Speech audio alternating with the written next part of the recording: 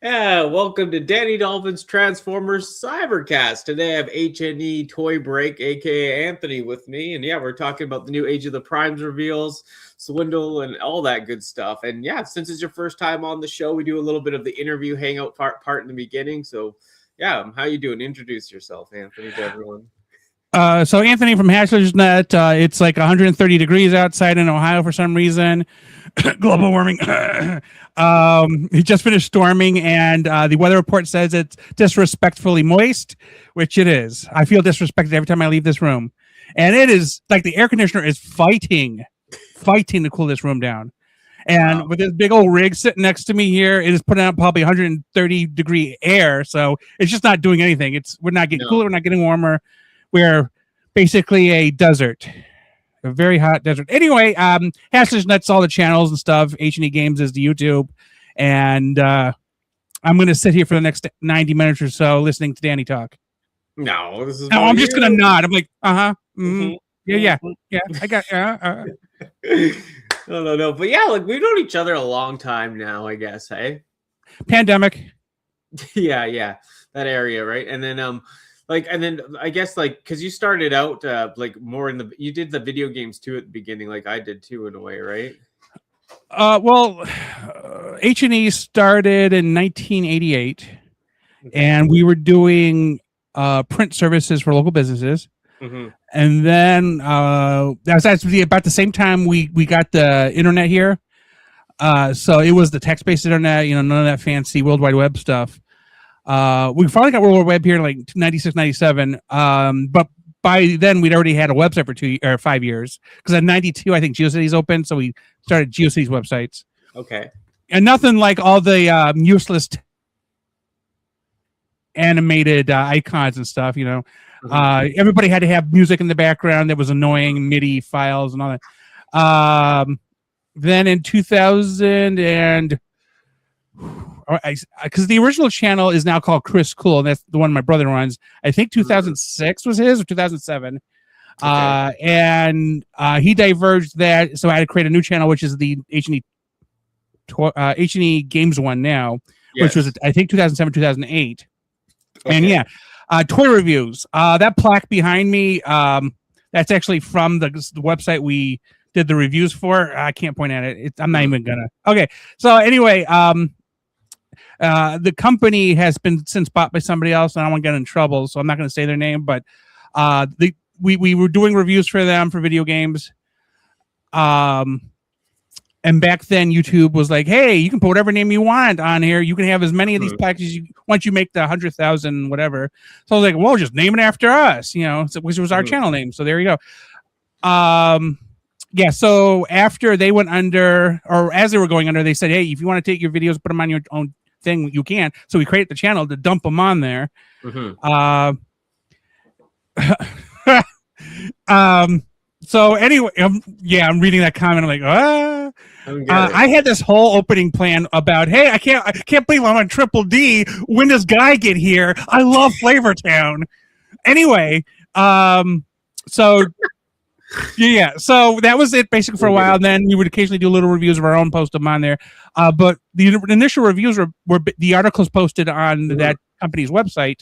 Yeah. And so it was just basically idle, no images or whatsoever, or maybe a static image, but then just me or him reading off of the script from the article. And that was pretty much it for a long time. So then periodic spouts of me going, hey, I want to try something different. And at this point, Chris, my brother, who had converted the original channel to Chris School, he was doing Commodore computer stuff. Okay. So he was doing that, and then he got some remasters of some web videos and stuff from Warner Brothers, which are on his channel. But I was like, well, I'm going to do more reviews and stuff, and this time I'll actually start doing videos with them. So if you go to H&E Games, you'll see like Game Break and then Game Break Classics or Archive or whatever, and the Archive ones are the old ones from the old gaming website, and then there's the newer version.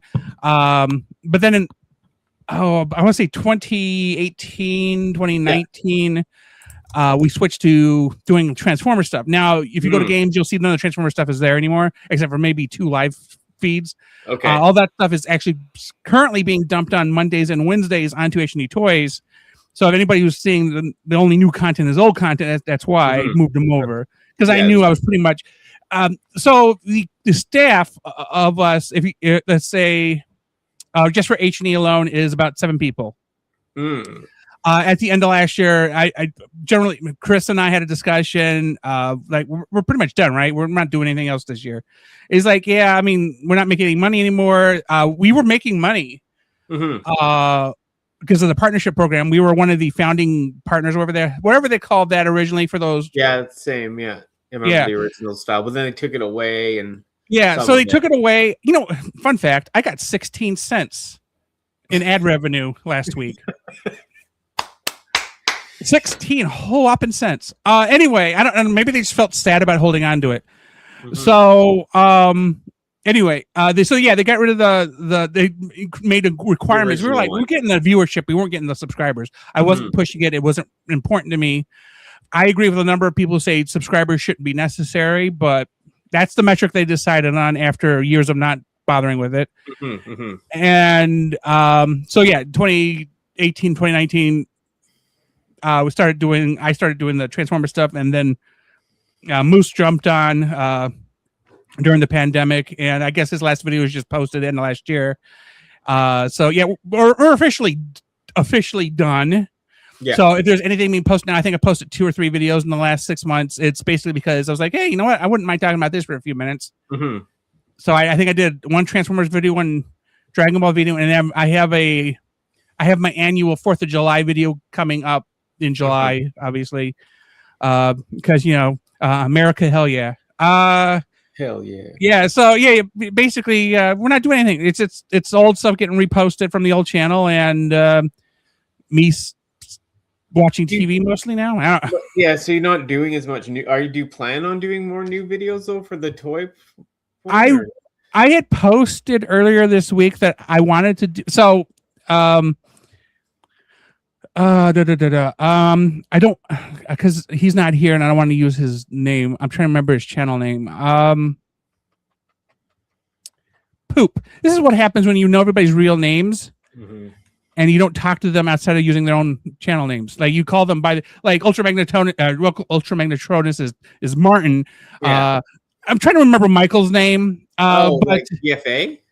No, yeah, TFA. That's right. TFA 1024. See, there I call him Michael. I talk to him. I say, hey, Michael. Okay. So him and JJ and I were talking about finishing the Studio Series 86 ranking tier thing. Yeah. But as we know, TFA is going through some personal stuff, so I haven't pressed on it. So I thought, yeah, Martin is a myth. So I was like, well, I don't really want to do the tier thing. It seems kind of boring at this point. Everybody and their brother seems to be doing them now. Yeah. So I was like, well, there was this format I came up with, but some other guy, actually 2 other guys, TJ Omega and Dr. Lockdown started doing them. And then they were doing them like long form, like 8 hours long. I think Dr. Lockdown just did his 3rd one. It was like 8 hours long. He's doing a whole toy line. I'm like, ugh. Yeah, I know. I don't want to do that. Yeah. I kind of want to do like, hey, there's somebody's in Transformers Reviewers. They submit a 3-minute video talking about this toy. That's it. There's strict rules on the formatting and stuff. I want to get this video to be less than 3 hours long. If I have to cut it into parts, I will be. But it's basically, there are 6 seasons of Studio Series 86, despite the fact that they no longer promoted as Studio Series 86. They promoted as Transformers Studio Series, the Transformers, the movie on the figures now. So basically, SS 86-32 is movie Galvatron, which was incorrectly numbered to SS 31, which was, movie Optimus. But, one of the Hasbro guys was like, oops. But yeah, he's SS 86-32. And then afterwards, everything's just been their name. So they did a Constructicon. Everybody Constructicons all the way down to Cyclonus and Cliffjumper are just their name without a number. and then they dumped the numbering convention for everybody in the non Studio Series 86 line too. So now you kind of have to go, well, okay, so this is Devastation Sideways, and then this is Studio Series Sunstreaker. But it's Studio Series Transformers, the movie, Sunstreaker, yeah. They got rid of the shorthand, which is really sucky. So you can't just say, oh, it's SS13, and then go, oh, that's the Dark of the Moon Bumblebee, you know. I don't know if that really is the number. I'm guessing there's like so many bumblebees. I'm pretty sure I can guess 7 of them and be right in 3 of them. Okay, but yeah. So that's basically where I'm at. Is I kind of want to do this project, but if nobody steps up, I can do it on my own. I actually have videos for most of the stuff that I could just piece apart. Okay.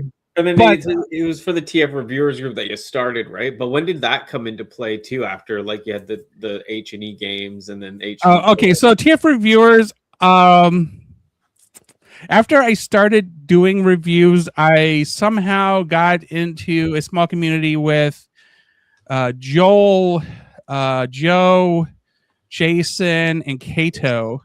Yeah, this one. And then Rodimus Primal, Patriot Prime, and Kato, and we ended up doing a live stream where we were basically talking about, and I think this was in 2020 during the peak of the pandemic, or at the start of the pandemic. I guess the peak would be 2021. So, but it was in 2020, I think, or maybe it was in 2019. I can't remember exactly where it was, but paints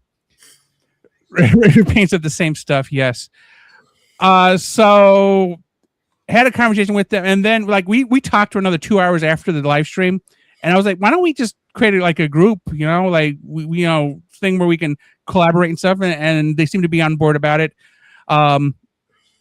Joel, he was kind of like, I'm Batman in this situation. If you need me, you know how to reach me. But like everybody else was like really on board about it. And so that's where it started. But yeah, and then it's just as we find new people and people go, hey, what about this guy? We go, okay, cool, let's check them out. Yeah. But then we end up in a situation where everybody and their brother wanted to participate. The thing is, if you don't actively produce content, and then where's the real benefit here? Although now that I've gotten to the point where I'm not actively producing content, it is like at the end of last year, I was middle of writing a video, continuing the video series I started with Lazy Eyebrow, Gotbot, and T Fan Page. I had, I think, episode 3 written, mostly involving 5 different people, including Brian. And I had a voice actor lined up to do a quick 5-line read. And convention season starting, he says, I can't be on the line for this. So what's technically his agent telling me he can't be on the line for this. I mean, he was going to do it for free or whatever, but I needed Brian to approve some lines, and Brian was really busy with his own thing.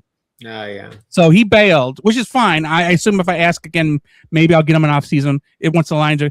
But it was just really trying to continue the universe that the 4 of us had created in this series of what was it? Corporate guy. We crossed over skits that Gotbot and Lazy Eyebrow had done together, and then made them part of a dream that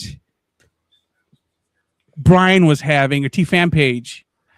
So this next segment, this third one, was going to be a continuation of that front end story. It was a universe thing. I was trying to do the MCU of Transformers I basically hit to the point where I had to go back to work because as a tax person, you work half a year and then the other half a year you just sit around, do nothing. So yeah, that's the situation I'm in right now. Is I kind of burned out. I kind of want to do something, but not something so important that has any time sensitivity to it. But I also need whatever I'm going to do to be done before October, because that's when I go back to work. Oh, okay. Yeah, that makes sense. Yeah. Because it's a lot. And then like originally though, like, you know how like you had there's the bigger people in that group too. And like, do you think it went well? Like, you know what I mean? Was the idea to get the bigger people to help the little smaller channels in the group, or did it? I have to say, Patriot Prime, Rodimus Primal have been particularly open to helping smaller channels. Interviewing them, promoting them. That was really helpful. And then the group of us, I think, contributed to Rodimus Primal getting over 100,000. subscribers because we did a lot of events putting him out there. I mean, obviously, he did most of the work himself. I'm not taking credit away from that. But I think his collaboration helped him get to where he is now.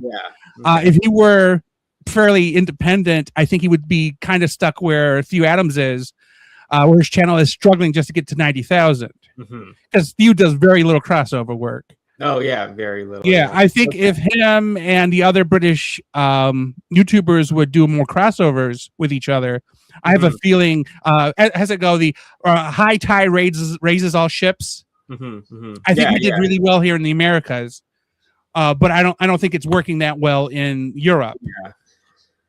And I mean, time zone of consideration. Like, I would love to do more with some of the Asian guys, like JJ, but it is a 12-hour time difference. When he's awake in the morning, I'm probably getting ready to go to sleep. So yeah, I know I've done a few with TF, like he's in America, like the Michael TFA, and then we had JJ with us too. And but like he's 12 hours ahead. He's having breakfast, I'm having dinner, but it's fun. Like I love JJ. Like we had a great time lately. So people like that. So I mean, Speaking of JJ, there was an earthquake in the Philippines or Malaysia. Did anybody check to see if he was okay? Well, I see him singing on Instagram, so I think. Okay, so he's fine. Okay, yeah, because they have a lot of earthquakes out there, and periodically I'll go, "Hey, are you okay?" Like he's like, "Oh no, it was barely a 3 here when it was like a 9 over in the middle of the Pacific." You know, totally. Yeah, like what? Yeah, so that covers that stuff, and then like obviously, like you said, you want to do more stuff, but it just can't be time based. You want it not time based and before October, right? It's just basically something casual and fun that wouldn't require too much effort. If I don't have to do other reviews myself or whatever, and then I think it's more fun. I reserved in the sheet. Do I have it here? I'm trying to remember where I put it. So I reserved in this sheet. Yeah, I do have it. So let me do this. Boop. I'm going to put a presentation on for you. Yeah. And so here's that. And then on the doc, it basically explains what we're trying to do here. So first come, first served. Obviously, you pick what you want. And then it has to be MP3, 1080p, 24 to 30 frames per second. I have a July 1st deadline. Technically, that is just a soft deadline. But then I figured out all of the releases, and of course some of these releases had variants, but still use the same numbers plus BB in some cases. And then you see down here erroneously numbered 86-31 when in fact, but there's also an HK Limited, Optimus Prime. I'm not one version of the figure is fine. We don't need to see every version of the same figure. Repaint it slightly, has a different head sculpt. Who cares? So anyway, we break it down into 8. Wow, it's been 8 years. Wow. And then of course the newest one down here. Obviously, nobody's going to have like Prowl, Starscream, the Insecticons, or Cyclonus, or Cliffjumper. But basically, build up this video where every year or so we would update it with the additional segments.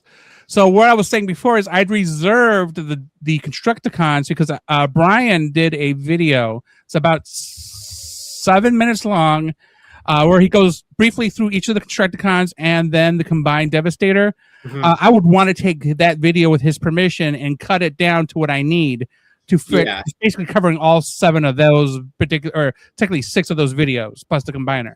Yeah. So, but other than that, every other entry is open for anybody who's interested. And then, again, as I said, any that I cannot, find a reviewer to do, I probably have a video for, or I can make one up. Yeah. Okay. So that's basically the project with a soft deadline. If nobody says, "Hey, I want this, or whatever," and then I'm going to be like, "Yeah, I'll do it whenever I feel like it." I just right now, I think it's a good idea, but if no one's interested, then I know it's not a great idea. Yeah, well, gotta try, see how it goes, I guess, right? And then like I said, it's interesting. What about what first got you into Transformers though? Like the toys, cartoon, or was it something else? Or so 1984, I think it was September of 84, August of 84, or whatever. There was a local TV station called WUAB 43. They had after school cartoons. I do remember like coming home from school. Well, actually, I didn't. There was a period of my life where I would leave school and come to my grandparents' house, and my mom would go to work because she worked second shift. mm-hmm. My grandparents had this 19-inch RCA floor model TV. So we're talking the TV had wheels. You had to roll it. There's no remote control. There's knobs, UHF, VHF. After school one week, it was 4 or 5 episodes of Transformers. It was the premiere of the series. And I was like, okay, these things are cool. And then they premiered the next year, and I basically watched I would run home just to make sure I was home I think it was playing at 4:30 in the afternoon, and I was doing band and orchestra, I think, at that point. No, when I was 7, I was doing orchestra. Yep. So, it was basically get out or Cub Scouts. Either one, I'd get out, get there by 4:30 and watch the episode. And then I actually remember there was like a promotion and it's obviously a big advertisement for toys. So it did its job because we had a Kmart down the street, and we went to the Kmart, and that's where I got the throttle bots. Okay. Yeah. That's cool. So, were those your first Transformers? I don't know the order because I know probably the throttle bots were my first Transformers. Okay.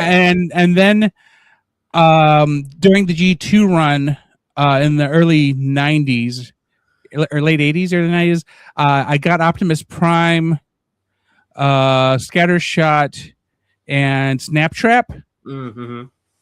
So are you still doing the Christmas one? Okay, I'm not doing anything. I'm not planning anything right now for that time of year. If somebody else wants to take up the mantle, they can. It's tax season for me starting in October. So yeah, what we do is we do loans during October through early mid-January, I think. Yeah, against your refunds. I have no plans for something that's going to probably happen if I do it in October or November. And we try to stay away from the word Christmas because a number of the individuals we have in our group aren't particularly religious forward. Christ, man. I don't have a particular issue with anybody's religious thing, so we just say holiday or seasonal or something. Not necessarily because of woke or PC, but more of being sensitive to other people's beliefs. Anyway, throttle bots, and then like for the longest time I had the Scattershot and Snaptrap, but none of their parts. Okay. It took me 25 years to finally get the parts. What happened is Big Bad Toy Store was selling their 30 years? Yeah, I think it was the 30th anniversary collections. So I was able to get Snaptrap through them. Okay. And then I had to order directly from Takara Scattershot. Yeah, so Scattershot took like a month to get here. Big Bad Toy Store has good shipping. Or they just raised the price to $6, but still good shipping. You usually get stuff within a week. So all I did was sell because I kept my original figures, sentimental value, and I sold the new core body part, the Scattershot and the Snaptrap, because I don't need 2 of them. No. So but they combine. They look good for a G1 combiner. Fangre's available everywhere. He is. What about we'll get to him later. Yeah. What about your collecting style though? Are you completionist or display focused, more casual kind of thing? Like so, behind me, boop.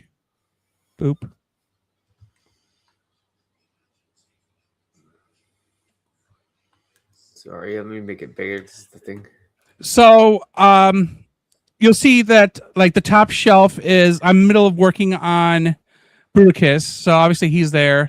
There's a Pokédex there. Don't mind the Pokédex and the Lego. But you see there's Transmetal 2 Megatron and Transmetal 2 Optimus Primal. And then the bottom shelf below them is basically Studio Series with a couple of exceptions because they're going to get replaced by the Studio Series version eventually. Yeah. Yeah. I don't put every single Studio Series figure on there because, frankly, I tried to throw Sky Warp and Sky Warp and Thundercracker and Hot Rod and like it just they don't all fit on there. So I picked like ones that made sense on that shelf there. And then below them is the Commanders and the Dinobots, which are a mix of Generations and Studio Series. So I got Greenlight when it was new for $25. So anyway, so yeah, so I'm basically at the point of I'll collect the G1 figures I remember. Yeah. And then I will pick up occasional other ones. Like I have Armada Starscream, I have Armada Megatron, that was from Legacy. But like I'm just picking and choosing. Do you keep every Starscream or do you get rid of those Starscreams? So here's my problem. I have Coronation Starscream, which I mean I have his bits. I sold because I prefer the Earthrise version of Starscream over the Coordination version. Yeah. So I sold the Coordination version Starscream, but I kept all the accessories except for the two blasters. So I checked. The gear does not fit on the new Starscream, the new Seeker mold. So I'm gonna sit on the 3 Seekers from Earthrise until, or hopefully when they actually do a coronation outfit for the new one, because I mean, because I don't want to lose the accessories, because obviously if I'm going to sell the figure, somebody's going to want the accessories too. So of course. So I do replace them as I go along. Like I bought the Studio Series Sunstreaker because I like the color matching better. I've already sold off the Earthrise the Sunstreaker. I bought because Dennis and I had a conversation about this. I got the Studio Series Galvatron because I was like, man, I'm torn on the coloring. His coloring matches so much better with Scourge and Cyclonus that it's like, I had to get the Studio Series one. So I have Legacy or wherever series it came in, Galvatron sitting over here, and it's online for sale.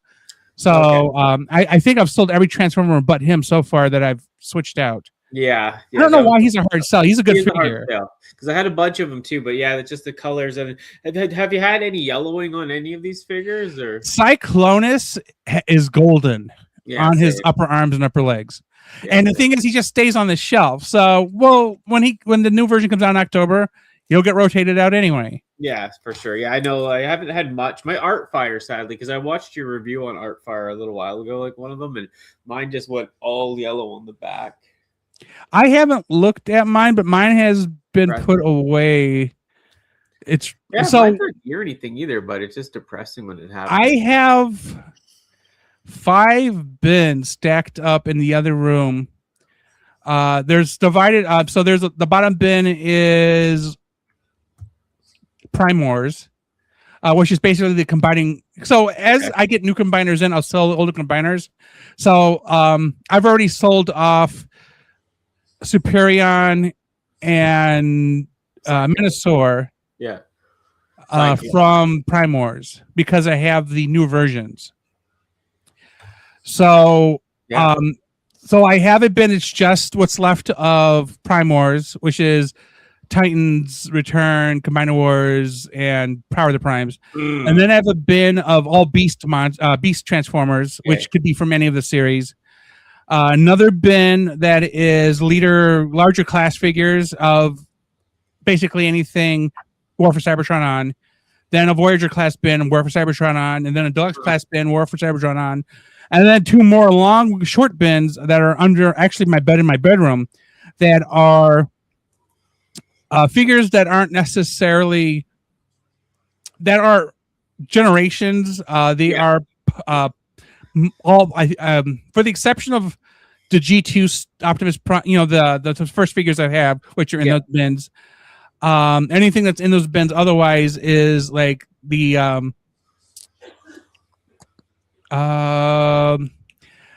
Transformers, like the Cybertronian form, Jazz, Bumblebee. Like there is some organization to my brain of why these are separated because they're not the main ones. They're like, oh, they were in an episode 1 or 2 of Transformers. Yeah. So the Cybertronian forms can go in this bin, and then there's like the RID 2001 Transformers are in the bin, and then there's the Armada or the Unicron trilogy figures are in that bin. But basically, they're G1 Beast Wars, or like Prime RID 2015. They're in the bigger bin. So it's because it's stylistically how they're made. I guess is where it kind of falls into my head. So. Yeah, I kind of do the same on some that I keep and don't. But I tried to just have one version now of every figure because I had like 5 Galvatrons under my bed and 10 Jazzes, and I just got sick of it, So I do have multiple of each figure, but it depends on what their gimmick is. Yeah, so I have Titan's Return Galvatron because he's a triple changer headmaster. But I also have the Galvatron at Studio Series. So if the gimmick is different, and then I will keep the doubles. So like I have Combiner Wars or Titan Returns Optimus Prime, but he's a combiner, which the mainline Studio Series Optimus Prime is not. No, yeah, that's different. Yeah, those ones are so different. Those sublines, so or those lines completely, like the Combiner Wars Powers of the Prime. Those Dinobots are different from the 86 one, so I guess it is worth keeping if you want, but yeah, because I'm more into the vintage, keeping my vintage, and then just one version of the new stuff mostly. But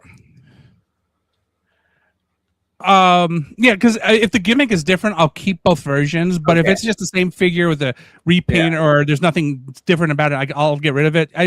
For example, the Sunstreakers and the Galvatrons. Yes. The thing I kind of sort of regretted was when I finally got Studio Series Ratchet and Ironhide. I sold off the Cybertronian Ironhide that's a deluxe, and the Earth version Ratchet that was in the 2-pack, which was a deluxe. But my brain was like, well, technically they're not the same figures because the size difference is not even the same. So I'm like, okay, we'll get rid of those. Yeah.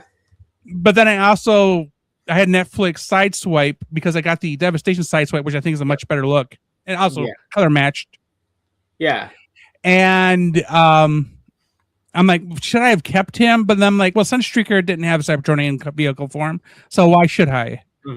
Yeah, so I'm trying to make it feel less guilty about selling them off and trying to rationalize it, I guess.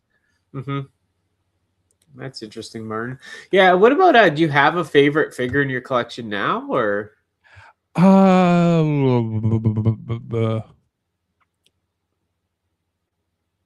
I don't. I see. I kind of go through.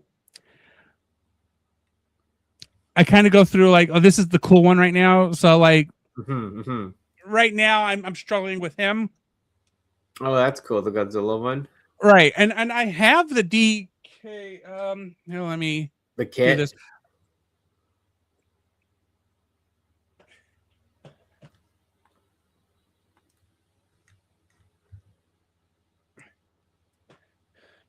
Oh, yeah. That's cool. The DK9 kit. Did you mute yourself? So I have the kit. Yeah. I've had it for months. I think I've had it since February. Yeah. I don't know what that was. But I've had it. I just haven't had the patience to sit down and do it. And I know there's going to be pin pushing. I'm like, I don't really have a specific, like I got a toolkit, but it doesn't really have something to push a pin out, but I do have actual tools. Because as somebody who works on computers on occasion, although who also needs to stop because he broke one the last time he worked on one, I do have obviously like iFixit kits. So, I mean, if I have to pop pins, I can. It's not.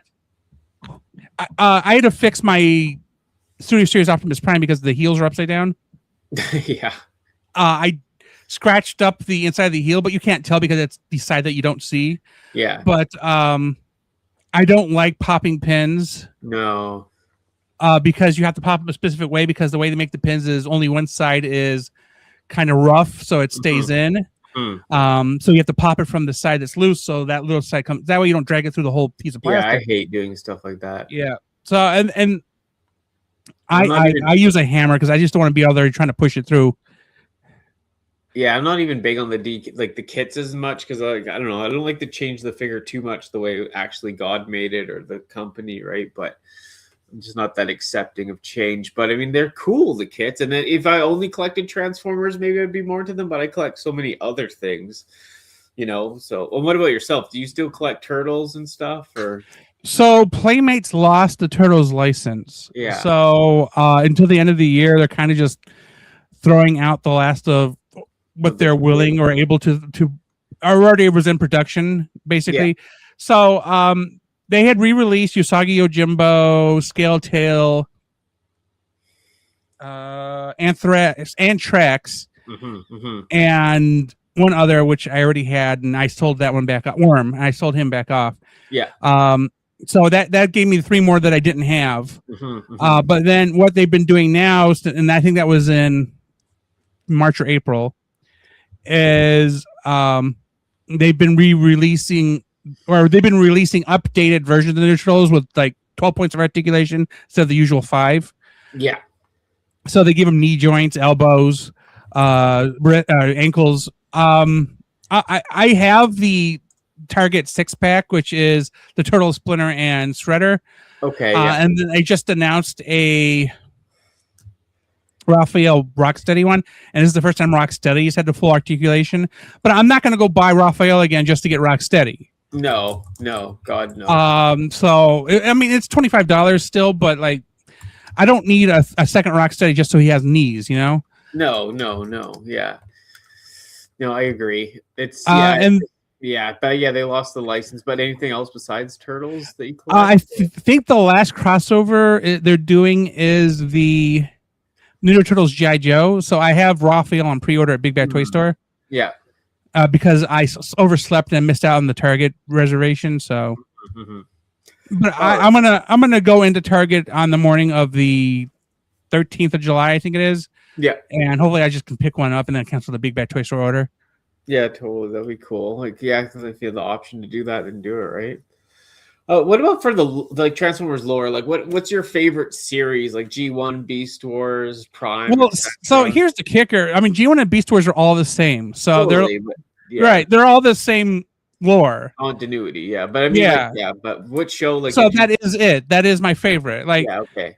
I do. If I had, because I did a ratings thing with a couple of others, and it's on the TF Reviewers channel. RAD 2015 has a place in my heart. It was just I really want them to release an RAD 2015 Studio Series Bumblebee. Yeah. Or it could be Age of the Prime. I don't care. But long as it's generation level, like modern take, because I really like that look. Plus, they did Cliff Jumper from Prime, so they really should do a Bumblebee. Okay, yeah. And I would specifically want Lieutenant Bumblebee to go with my strong arm. Yeah, totally. And then we'll worry about, well, they already announced a Drift, but it's IDW Drift. Yeah, the IDW. And Grimlock already exists. I don't need that stylized Grimlock. I have a Grimlock on their shelf here. Yeah. I'll imagine Kyrie Payton's voice out of this Grimlock if I have to. Yeah, Greg Berger will take a vacation in my brain. But I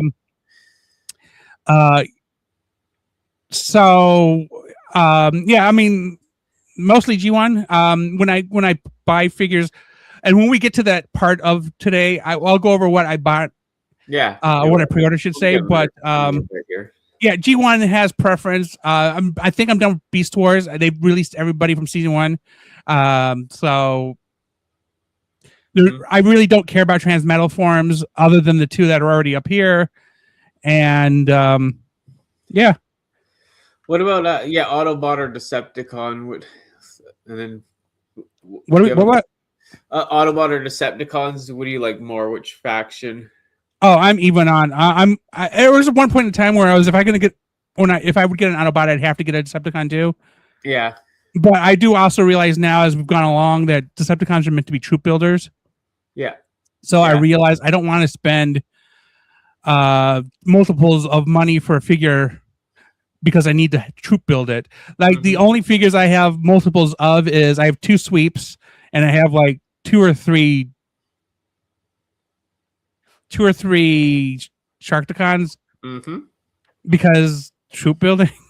Well, there was the Pit of Judgment, and then I got the one out because the Pit of Judgment one is just a recolor of the Titan's Return one, so I have those 2. And then there's the Studio Series one, so I have 3. And then, of course, I have 2 different... And then I have 2 different Alicons because Quintesson, one of them came in the pit, so, like, not purposely troop building, it just happened to end up that way. Yeah, yeah. That's cool. Well, yeah, and then these are like the little kind of rapid fire questions. You just answer them, and then we'll move on to the news. But what's your do you have a favorite Optimus Prime mold? That's a random. The Studio Series 86 one is probably right now it. Like it's fantastic. Favorite combiner team? Oh,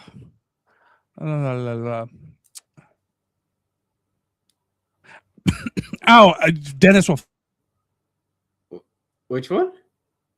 It is the Volcanicus combiner. Okay, Volcanicus. So yeah, okay. I mean, I love the Dinobots. Like I was into dinosaurs before I was into Transformers.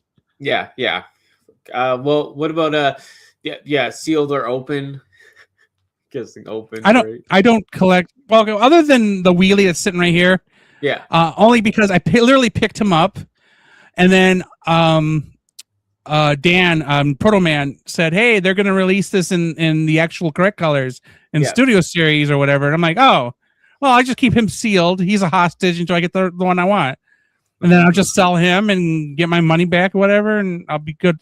I'd rather have the correct colored one instead of the comic colored one. Totally. What about can you think of a most overrated figure in the last like 4 or 5 years? I mean, I agree with Dennis. A lot of these figures now are being sold to us as Voyagers when they're really deluxes. Yeah. That bothers me. I mean, I bought Hot Rod again because he was color accurate for Studio Series 86. Yeah, I love that new Hot Rod. Yeah, it's really easy to sell off the original version. Yeah, it is. But I basically bought a Hot Rod because he had a shield and a fishing pole, and he had a skirt that was properly painted. It's a sickness. I know it. It's a diagnosis somewhere. They always do it. And do you have a dream? Last one. Do you have a dream HasLab project at all? Nope. Although the fact that they said they never released. Now I was never gonna buy Unicron. Yeah. But if they did a Titan Unicron, I think I'd actually buy that one. Yeah, me too. Yeah, especially if it had a really good planet mode, I'd be down for sure. That other one hasn't aged well, anyways. The big one. Well, because I saw Lazy Eyebrows review, and he broke the antennae or whatever it was. Yeah, and he's not the only one who's had that problem. I guess sometimes the plastic is brittle on those. Yeah, it has been. Yeah. Yeah, so I wouldn't want something that it's so easy to break. I'd kind of like the Herald or Unicron because there's no long pieces sticking off. And it's a good idea, like somebody who wants a Unicron looking something. Totally. But definitely, if they're to make a Unicron proper, I think it would have to be a Titan class. Yeah. Not that I'm happy about the $250 price tag. I'd be happy. All right, well, we go on to the Transformers news now, and we'll go into that. Transformers news. What a great little thing. All right, let's do this. Make sure I'm not sharing something horrible. All right. But yeah, I know there's so many releases. Did you watch, were you at home when they did the live too for the newest thing? For the SDC exclusives or any of that? Or did you watch any of the from home or no? I watched the Hasbro Pulse stream yesterday is what you're asking. Yeah, sorry, yeah. Yeah, I ended up pre-ordering Swindle, Tailgate, Joyride, and the Herald of Unicron. Nice, yeah. Martin Studio Series with class size. Yeah. Yeah. Well, as the guy said in the live stream, the goal of Studio Series was to be more size accurate. Yeah.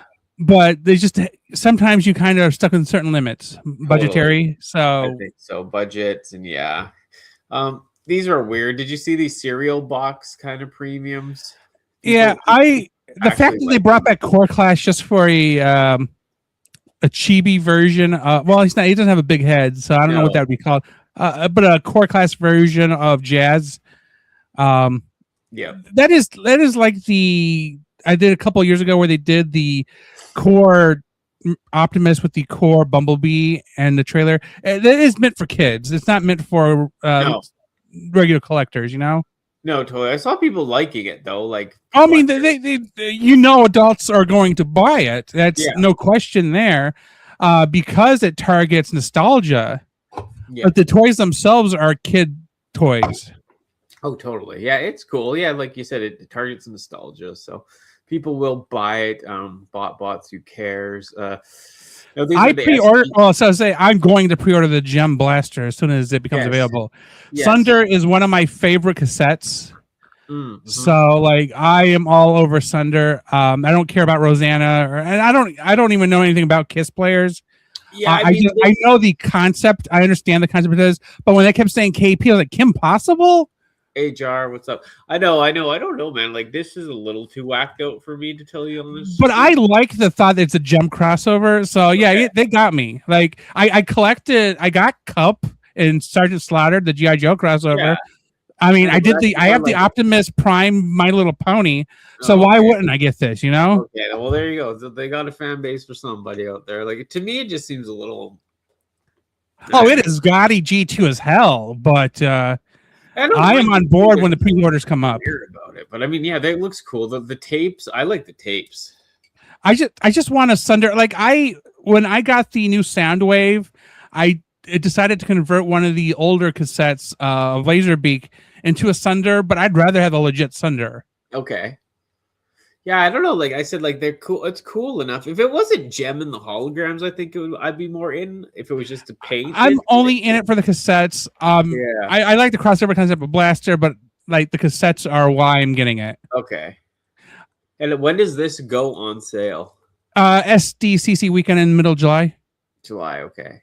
Yeah, so basically, like they do in the SDCC stuff, I think it'll go on the Saturday that weekend or something like that, or the Thursday. Okay. And the Pulse members will have an hour to grab it, and then afterwards, anybody else who wants it. I don't think there's going to be a lot of people jumping on it, so I feel secure and not needing a Pulse membership to get my chance on this. Plus, Hasbro Pulse is the one selling it, so they should have way more than just 5% of it, you know? Hopefully, you'd think, but you never know with these guys. But yeah, I know it's interesting. And then we have what was this guy? That was the set you were talking about, yeah. Yeah. With the Deluxe Optimus and the Jazz. Again, this is targeted towards kids. I mean, because it's a very simple transformation for both of them. And then I think they said that the trailer is actually the G2 trailer. Okay. I have the G2 trailer, and it is in fact that, except the logo on the side is less obvious. It says Transformers, but it's done in a different way. Yeah. And it's like, it's definitely a little different. But yeah, this was the serial style. They come in. I remember the age of like all the serials coming out for every single time there was a cartoon. Yeah. I don't remember Transformers serial. I do remember Ghostbusters and whatnot. Baby. What's up, man? Yeah, I know. It's very strange, eh? And then the Jazz that we saw. But yeah, I'll definitely pass on these. No, because Jar said Leonardo with Snake Eyes and Timber, and I'm like, nope, just Raphael who is dressed as Roadblock. That is all I'm getting from that release. Okay, that's all you're getting. Raphael dressed as Roadblock, because if there's crossovers, I will get the Raphael figure. I'm not interested in anybody else in the crossover. No. Yeah, I do not know what I'm going to do when Mattel takes over Ninja Turtles. Because I'm not even 100% sure if Mattel's designing the Turtles or Playmates is. Would you jump into buying actual vintage Playmates? for the right price. I recently bought General Treg. Okay. I didn't have him, so I did buy him recently from a collector. He, other than having that plastic stickiness to him, he has all his weapons and stuff, and he's fine. There's like only 3 or 4 figures left on my I would like to have list. Okay. But I know for a fact at least one of them hasn't aged well for anybody that owns it. So Mona Lisa, she is a gecko. She was in the original cartoon. I like but her figure is really expensive. Then there's Venus de Milo. Venus de Milo did not age well. No. No matter, unless you have it sealed, which is $100, $200. Yeah. Anybody who has her paint chips. Yeah. So I'm like, crap on that one. And then, well, at the time Venus came out, I was in high school and I wasn't actively doing any collecting. And then my Dirtbags leg thing broke. I glued it together, so it's kind of fine. But I was like, maybe I should find another Dirtbag. But at this point, those last 3 are not that important to me. They're not a main character. I think Mona Lisa was in 2 episodes at best. And of course, Venus de Milo was in the season of Next Mutation. Totally. So not something I'm going to die on. But the way the license works right now during this transition year is even Mattel releases the G.I. Joe Ninja Turtle figures, they're still licensed by Playmates. Okay. So next year, it'll just be no longer a Playmates license. So if Mattel is making them this year, still licensed by Playmates because they own the license. Yeah. Yeah, I thought this from the live stream that was kind of interesting. Like they did touch on some stuff like Armada Cyclonus and Demolisher are confirmed to be coming at some point. More mini cons beyond the Red Alert pack that just came out. Armada Starscream was a partial of the Reactivate mold. Herald of Unicron is a combination of different Unicrons incarnations. What else was there? They know that people. Oh, what was that? They know people want Unicron. Oh, Primus. What, like again? They need, if they're going to do Unicron and Primus, they need to be Titans. Yeah. Okay. Yeah. Asking for feedback. They want to continue using Unicron logo for any Unicron affiliated characters. The tailgate mode or mold was reused or will be reused in the future. They want to continue doing the weird mini bot repaints. They think it's time to get into the throttle bots finally. That's awesome. They want to go further, complete the target masters, which is awesome. And yeah. I mean, they already did Goldbug. Yeah, yeah. So they really just need to do wide load, a Searchlight, Highway. They already did Chase. Although it depends on how they handle Chase, because Chase is also the rescue bot. Oh, I hated Masters of the Universe Quinn. I thought it was one of the worst. I would have walked out, but the person I went with wouldn't let me. I just hate all the woke crap. I'm so sick of it. Well, folks, see you later, Martin. Have a good night. Nice hanging out. Thank you. I don't do so Transformers aren't Transformers if they don't transform. So I don't collect them. I don't do blockies either. It's just another thing I don't need to collect. A transform and it doesn't transform. And I'm like I won't collect a Ninja Turtle if it doesn't have his weapons because it's not a Ninja Turtle. Like what's the purpose if it doesn't have its weapon? Like I won't see a woke movie, but okay, but I mean, these things are already expensive enough. Why would I want something that isn't doing what they're supposed to be doing? Yeah, I get it. And I'm not trying to hate on the movie too, or throw hate out there, but it's just not for me. Like same, and the blockies too. Like they're cool and all for people that love them. Martin's got them all lined up. Ultra Megatronus on that. He's got a great display for them. They look awesome. It's just for me, it's another thing I don't need to buy. Right? No, like the RED figures, they looked awesome, but they don't transform, so they're not Transformers. These figures too, right? Like the half naked Animate Shield. So as far as what Unicron trilogy figures I have, I think it's Override, Megatron, and Starscream. I just those characters and the stories kind of stuck out to me. But I think from RID 2001 I have Towline and Scourge. So I'll pick and choose from the other non-G1 lines. Okay, yeah.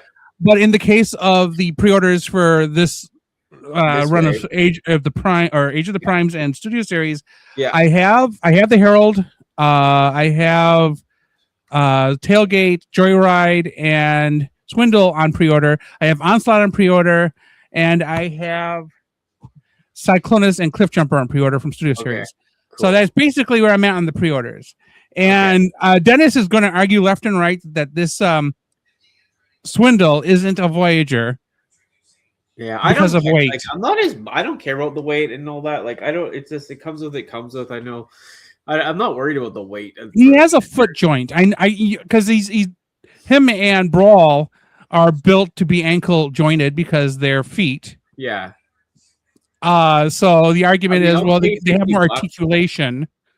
I mean, this Swindle looks great to me. Like, I'll pay $50 for this whole day. Oh no, he looks fantastic. I like even with the carry-on of the cannon. Yeah, I think that is a better use of it than it was for the Constructicons, where they just had this big old missile pod thing. Totally, yeah. Like, what construction vehicles do you know carry missile pods to the construction site? Yeah, because McFarlane stopped producing the toys this year. Yeah. So, like, they're pushing out all their dream toys because Mattel took back DC. Yeah.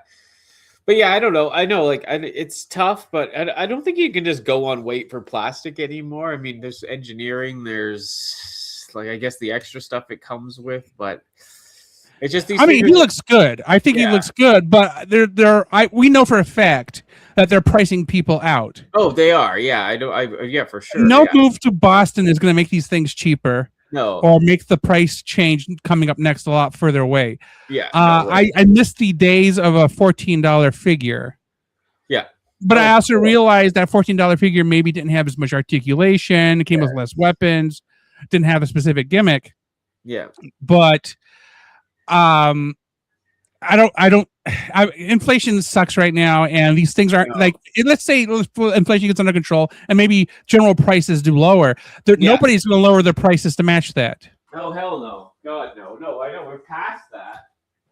And she has walked away from the camera, everybody. No, I had to get, so they're going to sneeze, but... She says she's taking a dump. No, I'm going to sneeze. But yeah, like the it's hard to explain, but like they're not going to lower the prices, and like they're pricing people out, and you know what I mean. Sometimes I'll still spend the same amount of money, but I get less now. Before I could get like 8 figures for the same price as 4, which sucks, right? I mean, at the current deluxe price, that was the price of 2 deluxes back in 2016. So we're literally 10 years later, and their price has doubled. Yeah, that's a 100% increase. Yeah, I mean, collecting has gone so expensive, man. Like, and I'm still collecting other stuff, so it's just that's why, like, I'm more picky than ever. I mean, the plus side of the Ninja Turtles being more or less done with Playmates is I'm going to obviously be collecting a lot less, because there'd have to be some real nice crossover for me to want to get Ninja Turtles after this year. Because I don't care what Mattel does. I'm not going to start collecting out of scale Ninja Turtles. No. And then Transformers is hitting the end of the mini bots are almost done. I think. Are there any mini cons left? I think we've got all of those. Pretty much. Which are the Insecticons and I think the Insecticons and the cassettes. So once Thunder comes out, we're done with all of that. Mm-hmm. So this one here, I'm not getting him. I do not.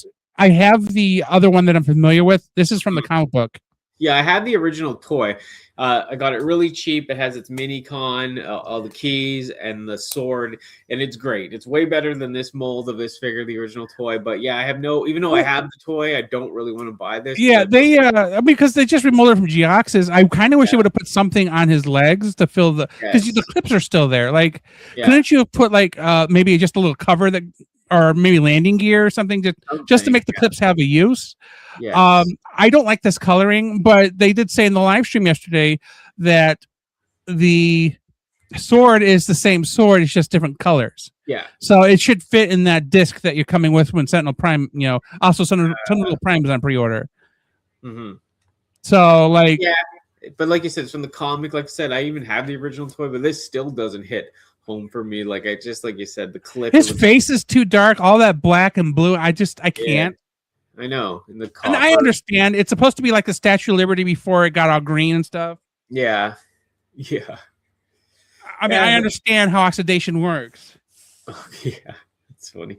And then how do you feel about the Joyride? Were you happy to get him or? Okay, so I like the fact that they're doing Paramasters, because that tells you Gen Rai is probably not too far away. But I don't like that mold very much. When they did it on Sure Shot, it was kind of like, okay, I guess, but like I don't know.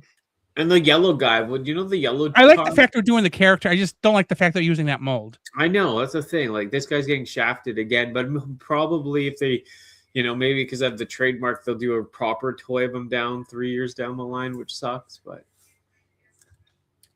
well, here's the thing you got to realize: it wouldn't be very hard for them to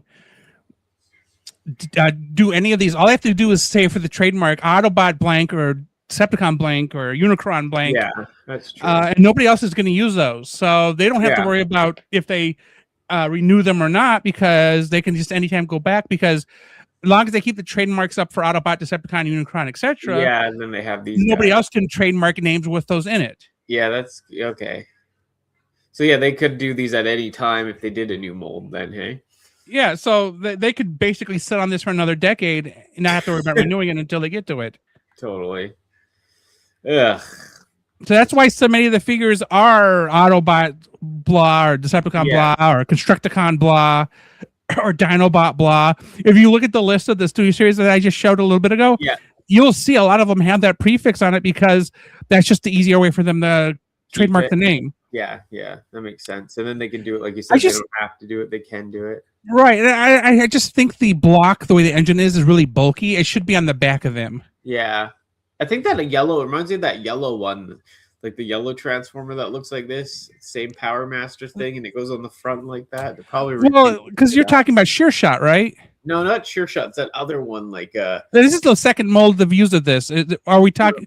Yeah, no, I don't think they've done this character yet. But there's a G. Well, no, this is the first time they've done Joyride, but this mold was used for Sure Shot. Yeah, I know, but there's another guy they haven't even done yet. That's a G1 that kind of. Okay. Well, they haven't done it yet, so I don't know what it looks like. Okay, so yeah, sorry. But I'm just thinking they'll probably repaint into this mold. Yeah, stop trying to predict the future. Okay. There's so many figures that go, oh, we're going to do this. You hear a rumor about it, and then we don't see it for 4 years. So I'm not even going to try to predict the future. But I mean, his color scheme it just screams, "Hey, we're about to transition to the G2 here." Oh yeah. It's right before even the 1.5 stuff, but yeah, it's cool. I just learned about Transformers 1.5. I didn't even know that was a thing. Yeah, it's my favorite, man. It's my favorite line, like of all time. Rotor Master, the blue helicopter, is my favorite Transformer. So, okay, so I did pre-order him. I like the Wind Charger mold, so it feels like kind of a ripoff. They're not doing the blast effect or any blast effect. Like his gun is blast effects capable. Could have at least given us a blast effect, Yeah. Throwing some, right?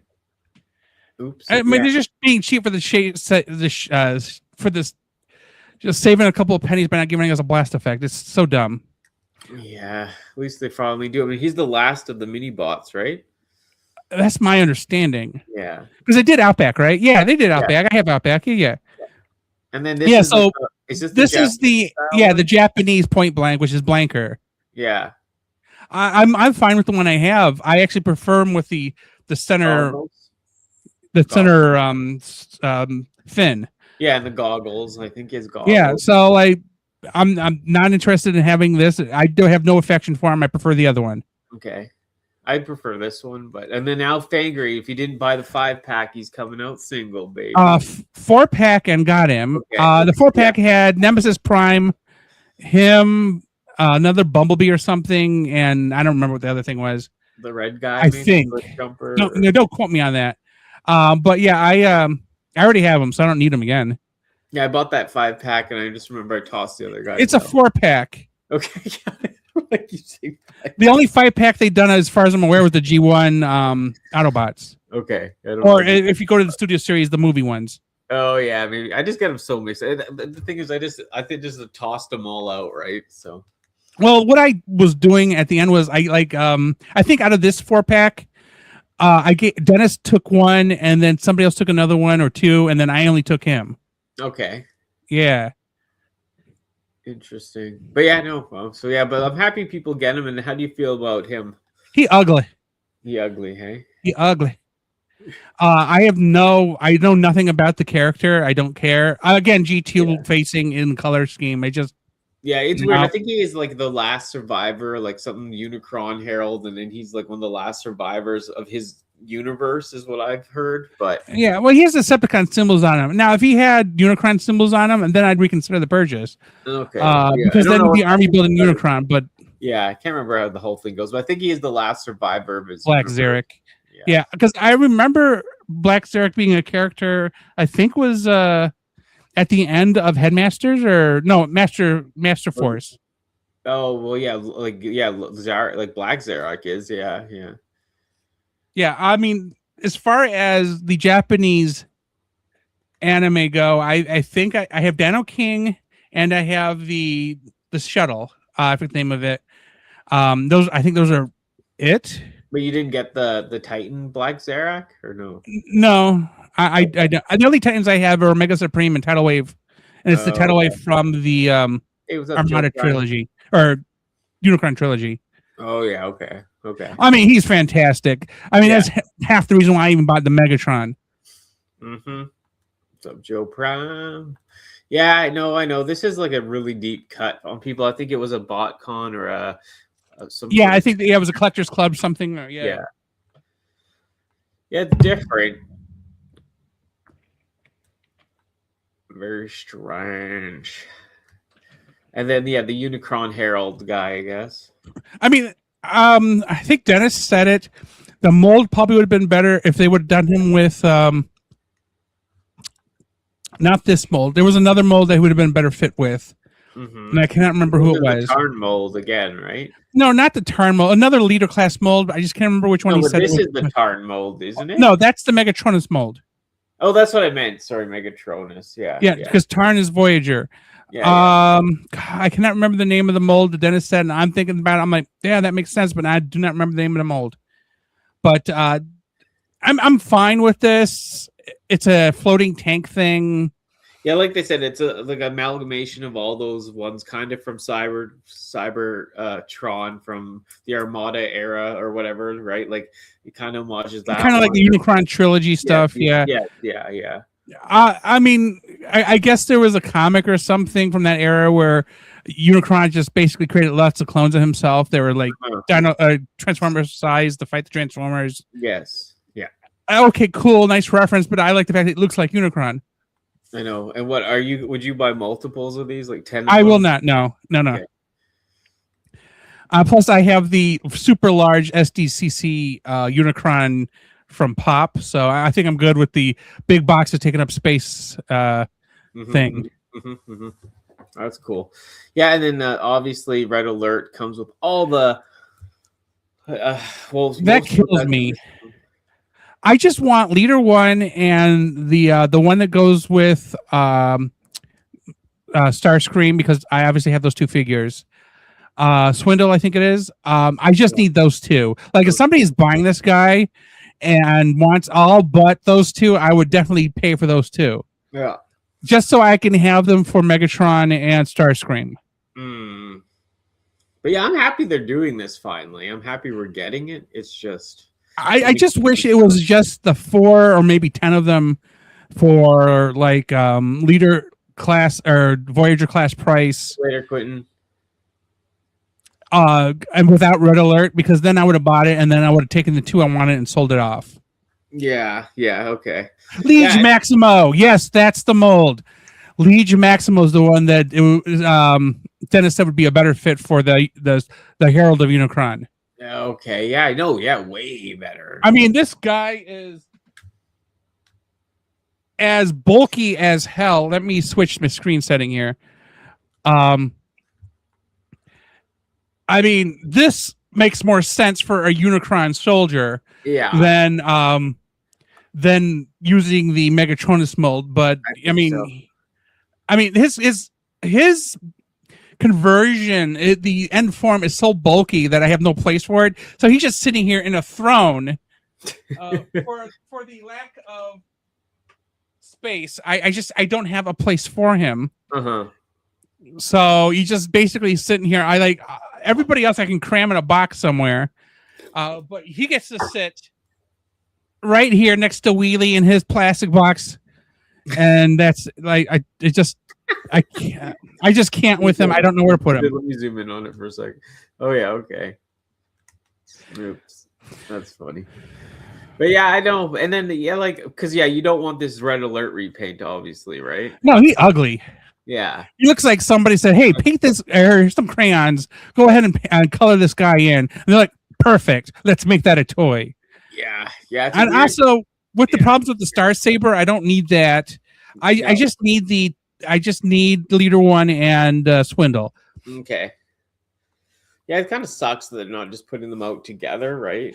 But they're probably going to eventually, or they're going to do they did the Botopolis thing where they did all the mini bots and a couple of the smaller sets together. Mm-hmm. I mean, that's true. I mean, when we heard rumors about this, I think a lot of us thought it was just mini con pack with. Yeah. It's just, I don't think we expected 8 of them, but no. I did not even get the red alert. I got the evil version because I thought the black and red looked cool. Oh yeah, that's a deep cut. That guy's cool. He's really good. Yeah, I like that character. I mean, that was one of the few. He was first off on sale, and second, he just looks effing cool. So I was at Target.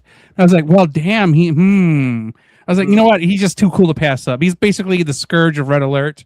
Yeah. Did you see these guys go through a couple? So I'm going to pre-order the that guy. Yeah, both of them. Okay, but I do not want the Optimus, nor do I want the Megatron. I think I don't need the Siege molds again, and I definitely don't need them in those colors. But I think those guys are cool and are worth picking up. Because I think they go on sale next Friday, or maybe this Friday. I have to look at the calendar. Hold on. Yeah, let us know. Because Walmart has their collector's thing. Oh, this Friday, the 12th. Okay. Or no, that's Target. Sorry. Come on, load you bastage. Are these being sold at like a Target thing, or what was it? It's going on Walmart. Oh, it's Walmart.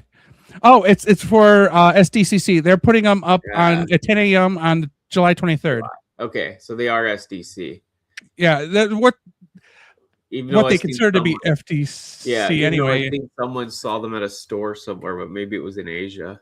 Yeah, they're out in Asia. Okay, so I don't know if you've noticed, but Hasbro China has been on top of their game on getting figures that are out of the factory onto social media before toy thieves can. Yeah, kind of take some of the wind out of their sails. I wish they were a little bit more regular about it. But occasionally the guy will go on live stream, show the figure, convert it back or whatever, and that's basically the whole video. And I think that's some good PR, especially in the Chinese market, because you know that the Chinese market is probably littered with third party and knockoffs. Yeah, so that kind of gets ahead of it for them. What about this Prowl? Like, do you like it more than the other one? I pre-ordered Starscream at Target, but Prowl was already sold out. So I don't have an Earth Prowl. I have the Siege Prowl. So I do want him. So what I think I'm going to do on the day that Raphael comes out, the G.I. Joe Raphael crossover comes out, I'm going to check to see which Target has them, and then I'm going to either show up at the store or order them online the day of. Yeah, because that seems to be the only way to otherwise get them is if I get lucky and show up at the store when they open. Yeah.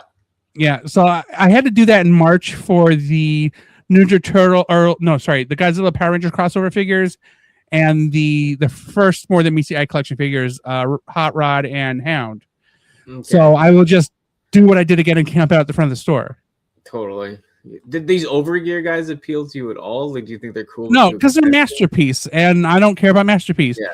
If I'm worried about breaking it, there's no chance of me getting it. Yeah, I feel the same nowadays, to tell you the truth. I mean, as it is now, I've kind of Marie Kondo'd things, so if it doesn't elicit joy, I just don't get it, or if I do have it, I'm going to sell it. Like, I've been selling video games that I bought that I thought were freaking sweet, but I never played, and in some cases never even opened. But I'm past return date, so I got rid of it all too, man, because like I was stacking it up. Sup, King?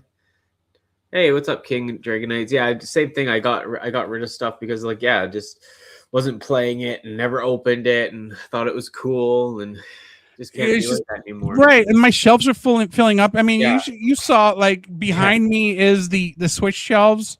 Yeah.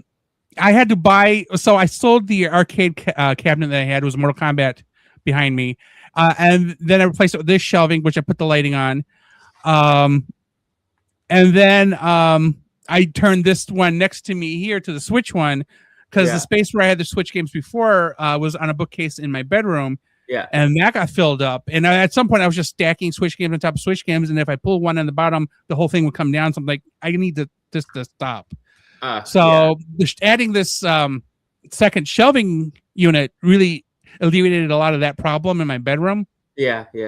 So I'm really about trying to get rid of stuff that I'm just not using. So like today, I sold my Kingdom Heart collection.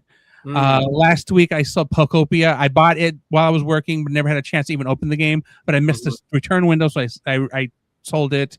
And then of course I have a Macari shop that has everything else that I'm selling.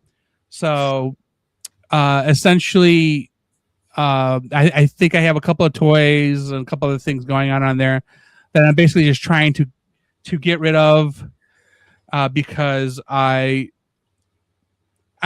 throw some stuff off on occasion. I go cleaning out closets. I was going through boxes. I'm just trying to recondo my life, I guess. Totally.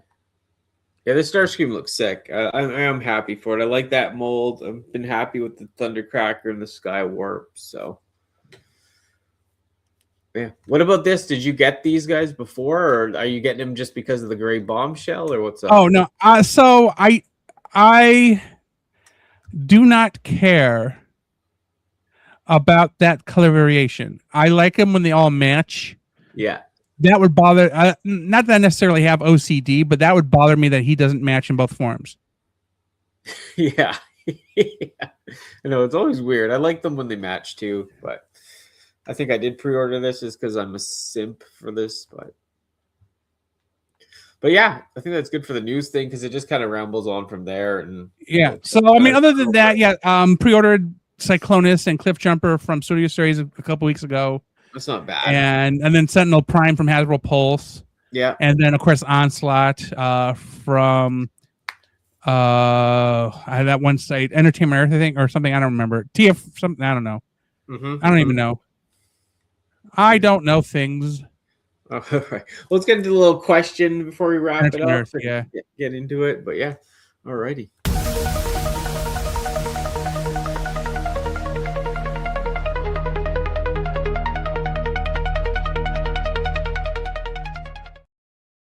Well, yeah, it just the question is kind of like broader than that too. It's like just because you've been online for so long and into Transformers and all that. Look, have you seen it change over the years, or what's your first feelings?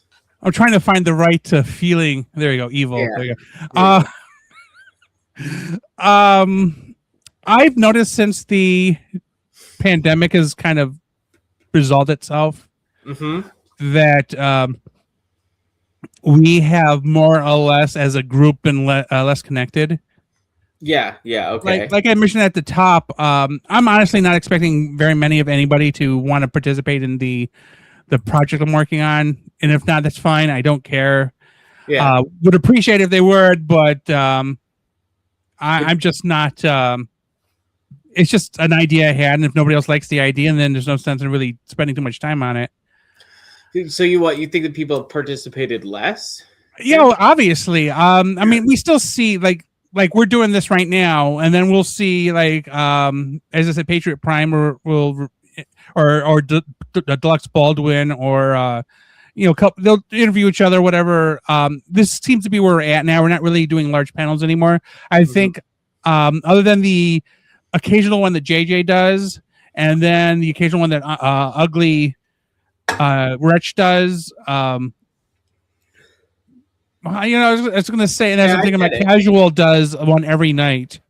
Yeah, Casual Day, they're doing it all the time, I'd say. But they Yeah, so I'm like thinking about it, and I'm like, you know what? There are some that are still doing their own thing. Yeah, it's splintered off though into more. Yeah, it is splintered off. That is definitely true. We're not. And I'd say like we're not like you mentioned right. Too, and there's a lot of smaller channels getting together now, which is it's great. Again, high tide raises all boats.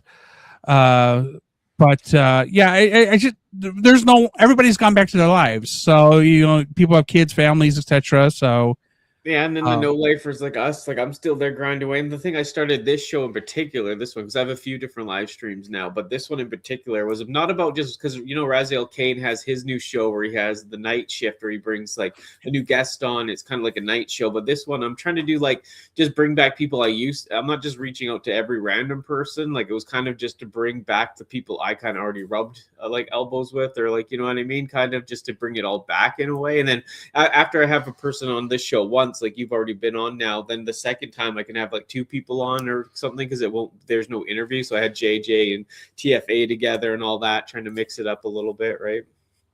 Yeah, because I think TFA is regular and JJ's now. And then, yeah, so you pretty much, I think we've covered every of the kind of the groups the way they've splintered off. And that's fine. I think I'm at a point of burnout. I just kind of I'm collecting, but I'm not really. I have a list of all the figures I collect as they come in. I'll add them to the list of, hey, this is what I probably should review eventually. And I may never ever actually get to. But as they come in, I'll put them on the list. Yeah, and then I think it's something with the fragmented stuff, like some of the people you mentioned too, I never didn't get along with, but just maybe I didn't vibe with them or click with them too. So it's kind of hard to get these groups together without like someone that's kind of the middle person to bring it together, right? Yeah, I mean, other than maybe myself, I'm pretty sure if Joe wanted to, he could probably put together a decent panel. Oh, for sure. Yeah. Same for Jason. There are not very many of us who probably as neutral as we are could pull together a large group of people because not everybody likes the same exact thing about certain people, whatever. Right. Yeah, I know. So yeah, there's not a lot of us who could do it, and all of us have a situation where we have family things going on that we really couldn't dedicate the full time to. Have you been on Raz's show? I have not. I wasn't even available until last month. My last day for the season was April 30th. So I basically said, screw May. I'm just not going to do anything. Yeah. And then I got I messaged you at 3:00 and I'm going, you up? Yeah. And this is how we set this up. Cause I was bored. I was looking for something to do today. I don't know. Like, you're trying to get me some rando or whatever on the show. I know some guys in Victoria are looking for a good time. They just like feet. That's it. Oh no. Yeah. Yeah. No, it's just I exist, and if anybody's willing to work with my schedule, which is basically I can't do anything until later in the evening. We didn't start this until 9 p.m. Eastern because I needed to make sure that I could be the chauffeur I need to be, get dinner, and then make sure everybody else is okay before I go off and do this for a couple hours. Yeah, and like Razel's show, he's doing his usually at 6. So this is his next guest. He's got the Kickstarter, this guy, More Than Meets the Eye, but it's a Kickstarter thing. It's Todd Douglas. So he's doing that on Friday. So that's kind of cool. It's a good show. Like he does like the hangout stuff by himself, like a night show, and then he brings the guest on a half an hour later. So it's a cool concept. Is he writing a monologue? Like, I mean, have fun with that. I tried to do the monologue thing. No. Well, it was a good show, man. It was the one we had going there, but it didn't really go out anywhere. We stopped. Oh, Transformers Weekly? Yeah, I liked it. It was funny because we started off high. Yeah. And then we would get like somebody like Lazy Eyebrow that would kick up the numbers. And then as we'd go on, it would become lower. And we ended up in single digits. I was like, okay, obviously this isn't working. Damn. I think we did like 12 or 16 episodes because I did the same format for the games channel, and I did like 6 episodes. But the kick in the balls on that one was literally the 4th or 5th episode. Linus Tips launched a game news program just like mine, exact format. Mm-hmm. And of course, they got millions of subscribers. So mine went from 100 to 80 to whatever. And then they happened to start theirs. This literally aired the same time mine does later, or no, same day later in the day. And then mine went from having some growth to just zeroed out to, I think, 3 people. I'm like, what the? And then I learned that they had started theirs and that there weren't any attention I was going to get. So. Yeah, well, I've had an idea to do the same type of show, but maybe a bit more like crazier, zanier, and then like pull from other people. Like, not so I have to script everything, but then you have other channels like on there, right, too. So they kind of come in, but it would take full commitment. You'd have to do it, and I just don't know if I'm there yet, you know? Yeah, I mean, because you did one. It's scripted top to bottom. Mm-hmm. So I would spend 8 hours going through news sites, and I would do them opening the ad read, and then go through the news in the 5 segments, and it was all entirely scripted. Yeah. So all you were doing is basically reading your notes, and then I would edit together the video and throw it online. Very simple formatting. It just takes a little bit of time. Yes. Yeah. So I think an episode we got it recorded during the week, and I usually have it posted by Friday. I think maybe no more than 16 hours to put together an 8-minute episode. Yeah. I mean, I definitely could have done it in 12. I imagine if I would shortcut a little bit of it, but I was being a little bit too much of a perfectionist on it, but then nothing takes your wind out of your sails quite like a channel with 20 million subscribers doing your thing. Mm-hmm.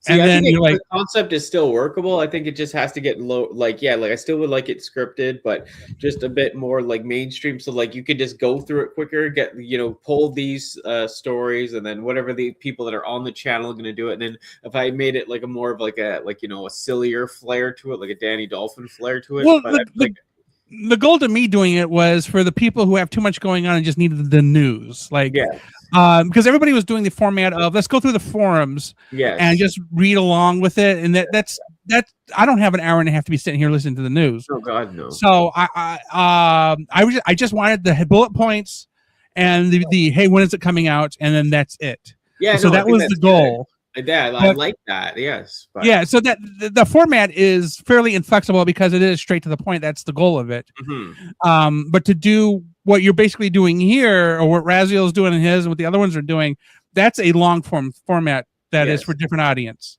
Totally, yeah, but I still think there is a place for that style thing, like I said, because it would be fun to do like a weekly, like condensed version where you just hit all the notes, have these people on, they say things, like, kind of that flow you had. And then I said, if you made it, like I could do it in a sillier flair, but I'd have to commit to doing it, which like I'm just not. Right. Well, and again, it still needs to be scripted because you need all the news points. No, to answer the King of Dragons questions real quick, or King of Dragon Knights questions, literally whatever the news thing is usually my favorite. I know you've been waiting for like 10 minutes for an answer. Sorry. I like it. I don't have an all-time favorite. Like Optimal Optimus Primal is on the shelf. Well, on the shelf over here. But like, and then so is Transmetal Megatron, Transmetal 3 Megatron, Transmetal 2 Megatron. Sorry. They're there because they're on the top of my list. But usually when I have something in hand, that is usually my favorite for the second. Yeah. Yeah. Danny says her favorite is the one that fits in her mouth. Yeah. Rotor Master. Every picture you take, you're trying to eat your Transformer. I am. That's how I get all my trans fats, right? Anyway, back to the news format. The format is set. It's just, do it in your own voice, but definitely have it scripted because you needed to get it done within an 8 to 12 minute mark. No, totally. And I'm not saying like I wouldn't want to steal it. Like I said, that's what I wasn't talking about. But like, steal away. I'm not doing it. Like if everybody wants to do it, just coordinate scheduling. Yeah, I know. But would you want to be on it if it was like not you have to be on it every week? But would you want to be on it periodically if there was a part, or was it too much for you? Or it depends on my schedule. Yeah. Okay. Cool. That's so. A long story short. My mom got hurt at work, and now she's living in a recliner. So, and she's officially retired. So I don't have the open schedule I had in previous years. Yeah. So I'm basically since Thursday, been stuck in this loop of making sure she's okay, taking care of what my little brother needs, making sure everybody's fed, and yeah, I don't mind being asked. If it fits in my schedule, I can do it. If not, and then no harm, no foul. No, I get it. Like you said, for me, like when I'm doing the other stuff too online, like it just for the burnouts thing. But like I said, I would want to commit to it. Like you said, do it for how many weeks and just see how the numbers do. And if it just goes to abysmal one view type of number, like I'd want to like check out. Yeah, right? well, if the trend is going downwards, your format isn't working. So the fact that I was doing a format that a larger channel picked up a month after I started, and they succeeded with it, tells me the format isn't bad. No, the format's great. Like I said, even Raz was a little like, I remember he was a little like sad that we weren't doing it too or whatever. Just not sad, but let down, or you know what I mean? Like he wanted to still do it, but the amount of work, those 12 hours to put that together for that kind of response wasn't enough, right? I guess. Yeah. And I think a lot of it, again, trying to be perfect, I'm sure it can be boiled down a lot less than 16 to 12 hours. But I'm one of those where I need to cite all of the sources, and I know there's a lot of people who don't even bother. Like if you go to Linus Tech Tips and see their version of the games one, there is no sources to be seen. They just like generic. Here's the staff. Here's the equipment you use. Blah blah blah. There's like none of that journalistic stuff. But again, if you went and were somebody who they reported on and you went to sue them, you'd lose because they have money. Yeah. Yeah. So I get who's going to stop them from not being journalistic? And they can say, we're not journalists. So because we have a problem on YouTube where people who are journalists and people who aren't journalists, the line is so fine you can't tell. Yeah. You ever heard of a guy named CoffeeZilla? No. Okay, so CoffeeZilla is an investigative reporter who has a YouTube channel. Okay. He takes his findings and posts them on YouTube. He has journalist insurance. He is a legit journalist. He has contacts in media and in the government. When he investigates something or if he witnesses a crime, he reports it. He is a legit journalist. Linus Sebastian at Linus Tech Tips, he is not a journalist. He's an entertainment reporter at best. Yes, okay. He's a reviewer. We're reviewers. Although I at certain points am a journalist because I went to journalism school. Yeah. I actually wrote for newspapers, magazines, and had a TV show for a little while. Okay, yeah. So I can turn on the journalist hat, and when I do journalism, you'll see videos I've done. I cite sources. Mm-hmm. I let you know where the information is coming from. Yeah, because the one thing I never want to be is sued because somebody thinks I made something up. No, yeah, of course, yeah. I know the difference between libel and slander. Slander is spoken, libel is written. So I know all these journalistic things. Mm-hmm. So the problem with me in particular is, again, perfectionism because of journalism. So I CYA cover your ass. So again, I think I put too much effort into something that doesn't need so much effort. Yes, I would. Yeah, but it's CYA. I want to cover my ass. That makes sense. Yeah, right. I get. Yeah, it does. Because I mean, I was in film school, like and same thing. Like they taught you all the copyright, music, like everything, and same. Because we did news journalist stuff too, and you don't want to be sued, and it's like I don't know. I have a master's degree. When I went to school, it was for journalism and business. I went to school at a point where literally after I graduated, did they get the actual journalist degree? So I have an arts degree with a journalism kicker, but I don't have a journalism degree because it wasn't available at the time. Okay. And after I got my bachelor's, I was like, hey, what would it take for me to get that journalism degree? I already have all the classes. And like, well, you would need to take one more new class. Yeah. But it would cost this much. And then like, you're not eligible for grants or scholarships. It have to come out of your pocket. I'm like, do I really need that degree that much? Right. Yeah.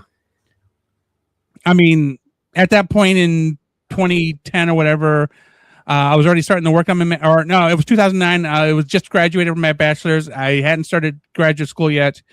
And I didn't know what I was going to do. I hadn't made the decision to go to graduate school. So I was just exploring the options, as it were. Uh-huh. Yeah.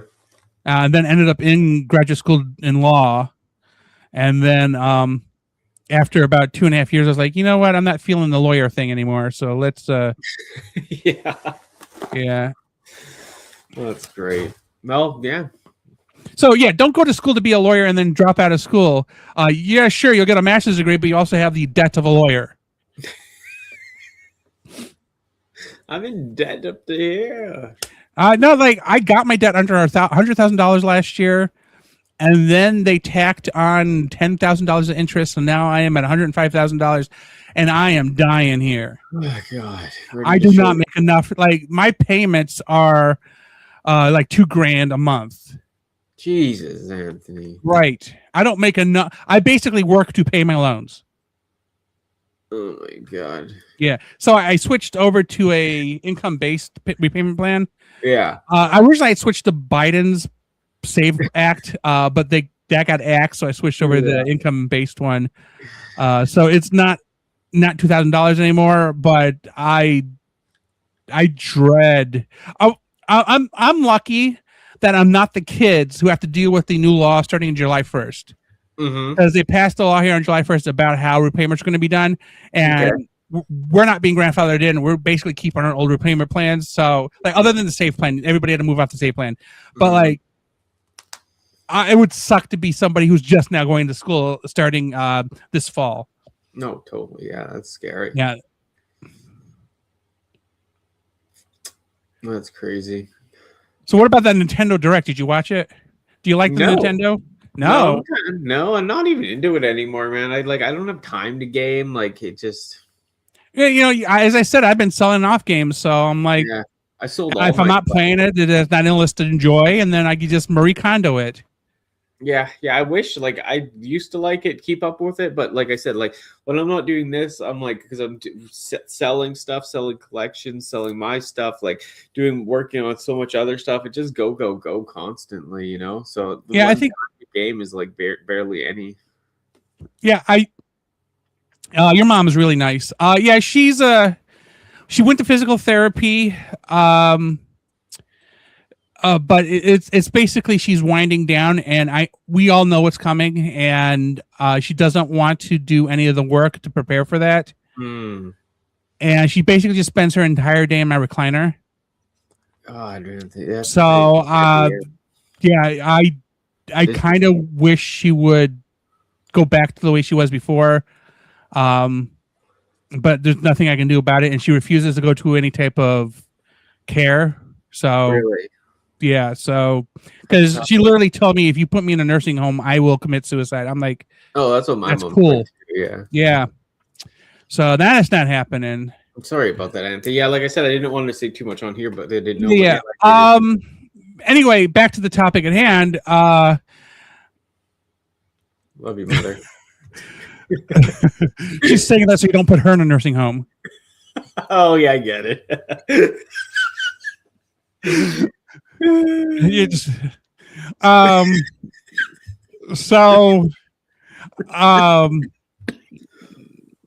have lost track of my thoughts. Me too. But so yeah, the Nintendo stuff. I'm just yeah. So I think the only game I'm getting this is Star Fox. I know it's like the third or fourth time they've re-released the original Star Fox for N64, but that game is fantastic. Oh, that's like one of my favorite games. I got that for right.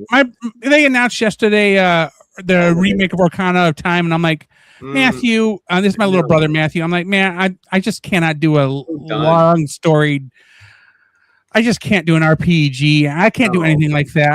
I don't have adventure games in me. I have 2D side scrollers in me. That's what I have. I have Guitar Hero stage.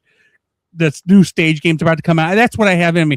Star Fox. You can play through Star Fox an entire line of missions in a half hour. I'm good for short play. Yeah. But I just can't. I can't with long form games anymore. Not that I don't have that attention span. Because that would be a lie, because Red Dead Redemption 2 is awesome.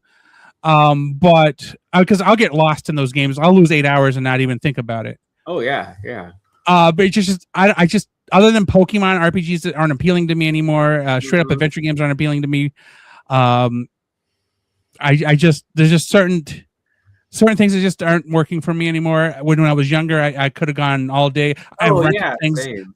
Rented games 3-4 times from the local video store just so I can finish them. But like now it's kind of like, well, first off, we don't really have rental stores anymore, but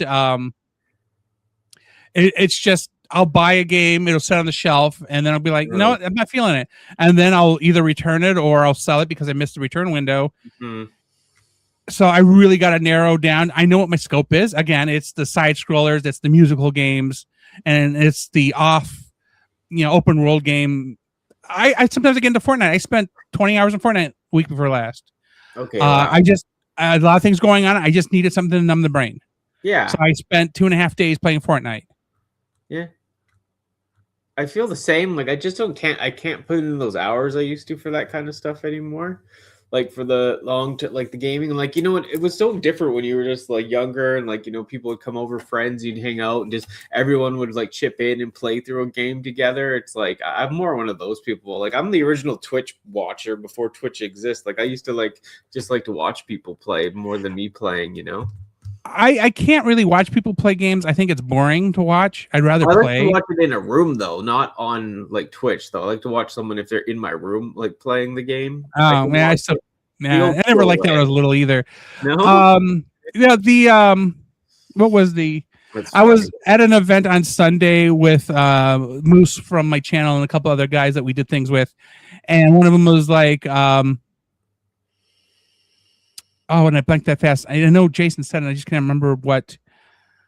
But we were talking about. Wow, boy, I had that thought in my head and it totally just left.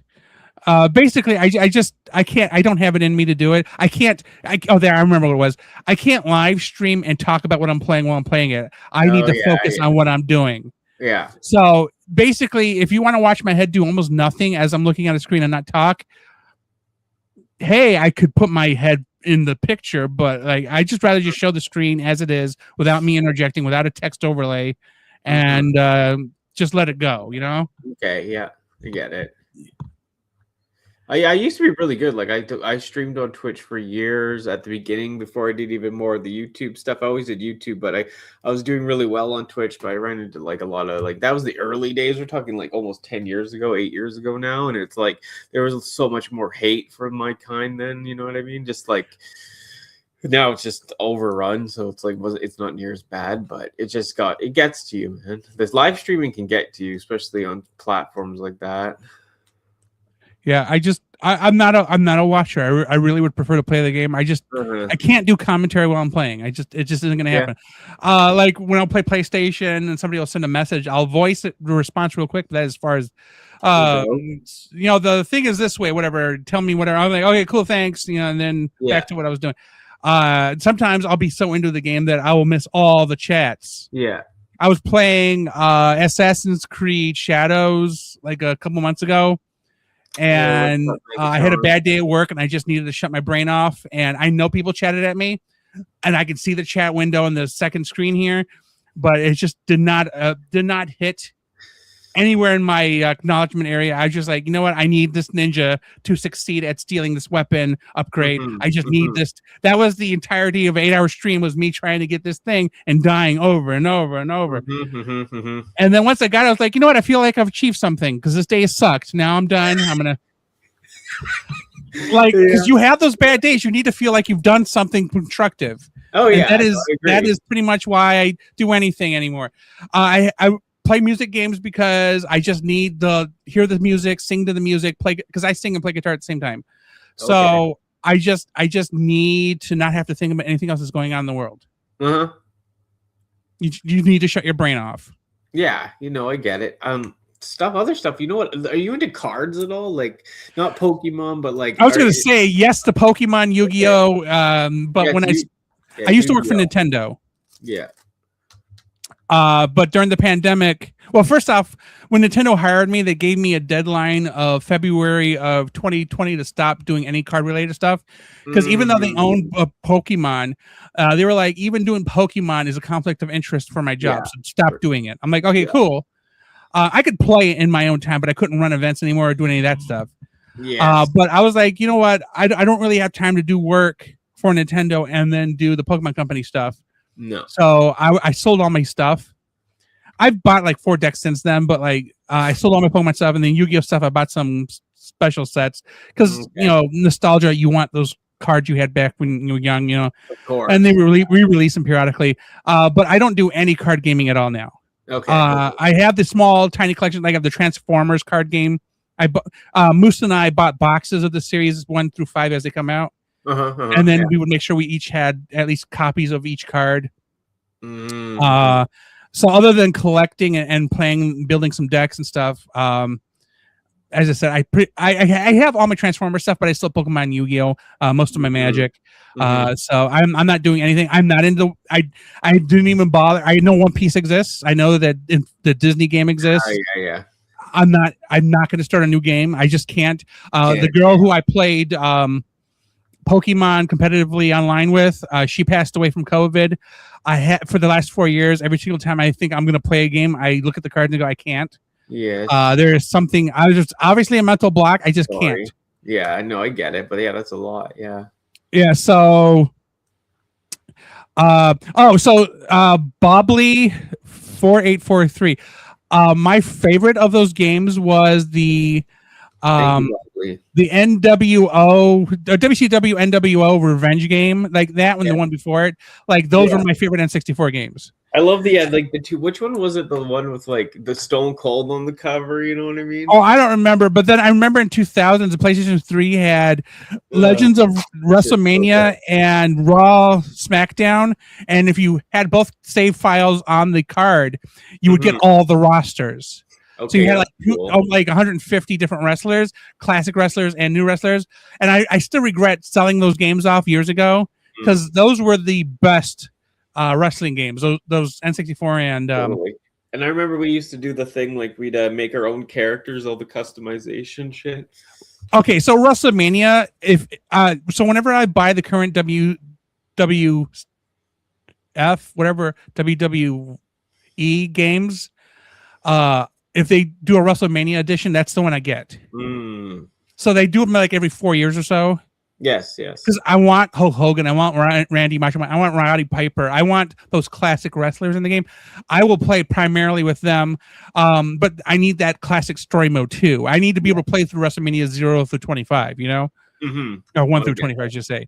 So that is, as far as wrestling, that's where I'm at. I don't watch it anymore. No. I'm not interested in watching the drama of it. No, I like the way it was in the 80s, 90s, and 2000s, but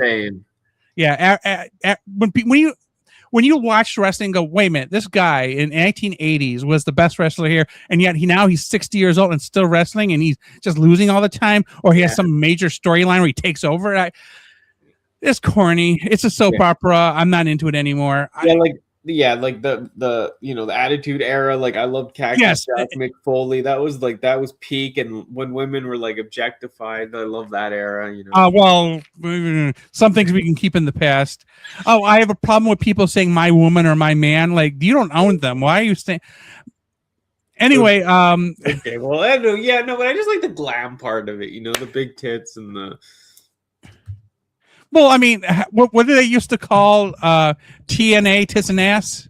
Yeah, that was what they called wrestling at one point in WCW. Yeah, it was good, man. Like that's what I'm talking about. I just thought everything was a little bit lighthearted. There was beers, there was blood, there was tits. I liked back then when nobody really was overly sensitive about that stuff. But I also understand as an educated individual that we need to be considerate of others' feelings. But I feel like if you're going to create something that is specifically targeted towards that type of person, it shouldn't be altered because you want to be more inclusive. But again, you understand if you're more inclusive, the more likely it is you're going to get more of a bigger audience. Yes. So it is a balance to try not to be what the well, first off, the misuse of the word woke bothers the crap out of me. You're either politically correct or you're not. Woke is a term for people who are ignorant of the situation in the world around them. It's been weaponized, and that is not the appropriate use for it. And we're starting to edge into politics, so I'm going to try to avoid it. But I think people are a little too sensitive now. Yeah, that's all I say. I say the woke thing, but I don't mean it like it just because it's just too sensitive, and it just I just want it. Like I understand, like don't attack people for all the time, and when it's trying to be real hateful. But I just miss like the enjoyment of like the fun that's going. I mean, because if you're doing a show that's targeting a specific audience, who cares what you say in the show? It's meant for that audience. I I don't understand why some people are busting on people about something they don't even enjoy themselves. Like, if you participated or watched it, you would understand the gimmick. Yeah. So why are you ruining it for the people who do? Yeah, that's what I mean. I miss that. Like, it's just, and then, like I said, I'm not trying to go after a certain group or this and that, but I just miss, I miss being able to joke, especially if I'm living it. Like, if people, like, even people hate now that if I make fun of the situation I'm in, it's like I'm living it. I should be able right. To. I frequently make fun of the fact that I'm Jewish. Well, I can because I am Jewish. Like, if I say, I have a space laser just waiting for somebody to piss me off. But like, well, then the opposite is also true. We need the people to stop being dicks for the sake of being dicks. Yes, I know. I mean, have your persona in your program or whatever, but when you're in the real world, you have to interact with people. Maybe be considerate of other people around you because they don't know what the gimmick is. They don't know why you're acting the way you're acting. So to carry it over outside of whatever, like Joe Rogan is a decent guy when he's not doing his show or when he's not doing the fighting stuff.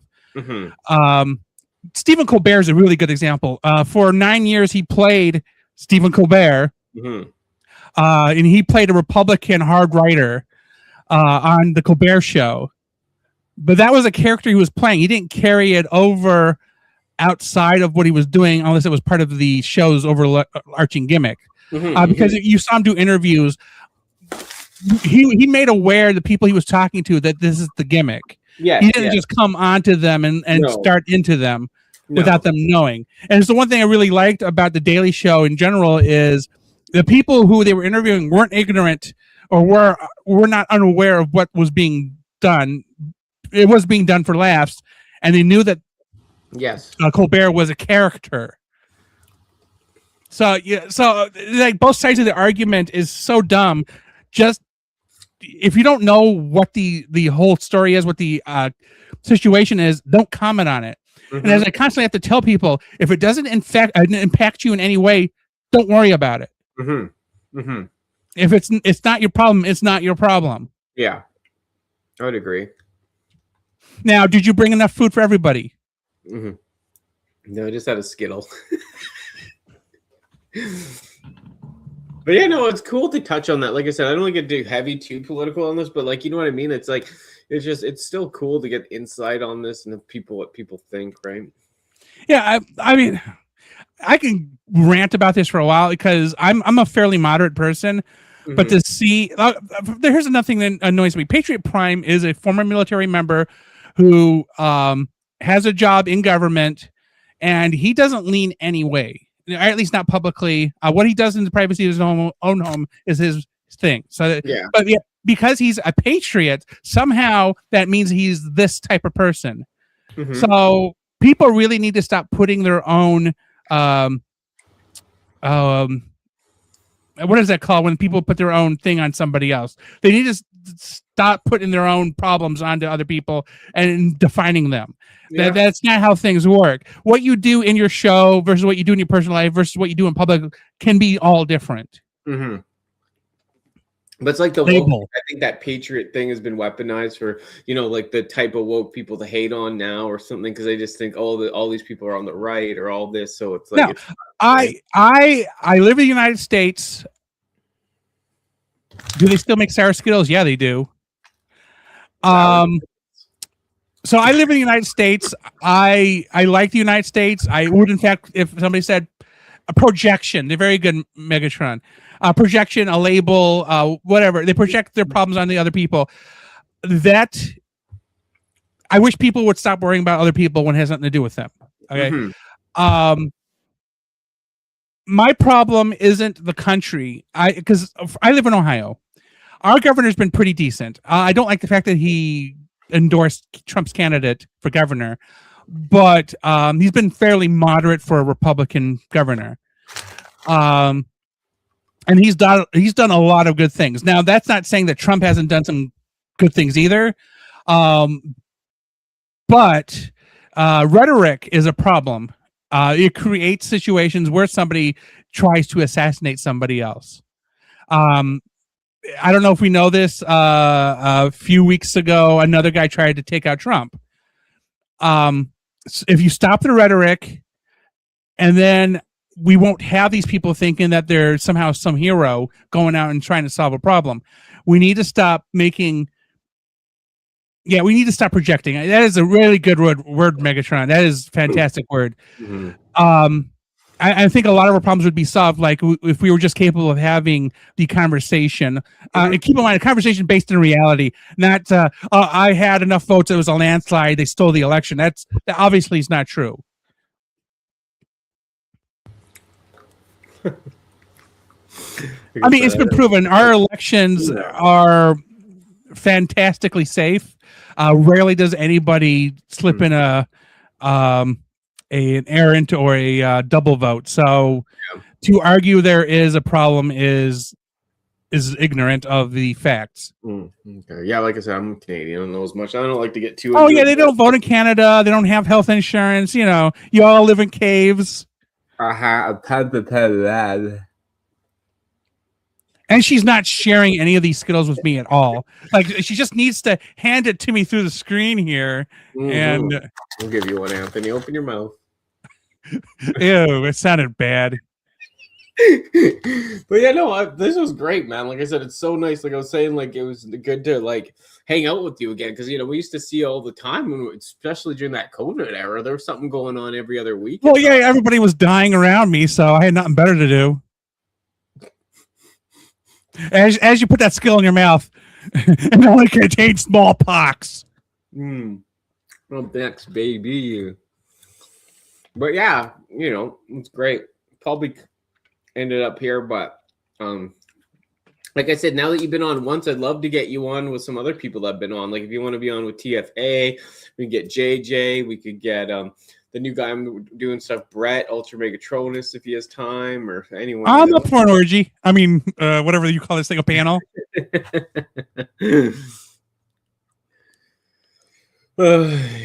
Exactly, Megatron. Exactly.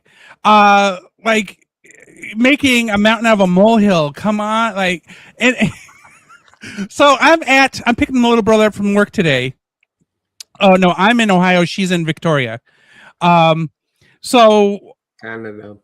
Somebody in California, or no, sorry, in Texas, put up a billboard saying, God, I can't remember it. It was something basically saying, vote Republican, ignore the fact that they're pedos. And I'm like, I don't know if this is a meme or a real billboard, but if that is true, holy crap. God, man. Because everybody, not everybody, I should say, a number of people who are running for office have been linked to Jeffrey Epstein. And some people are just like, you know what, it doesn't matter, vote for them anyway. And I'm like, God. Like one of the guys running here for Ohio for Senate, he is in the Epstein files.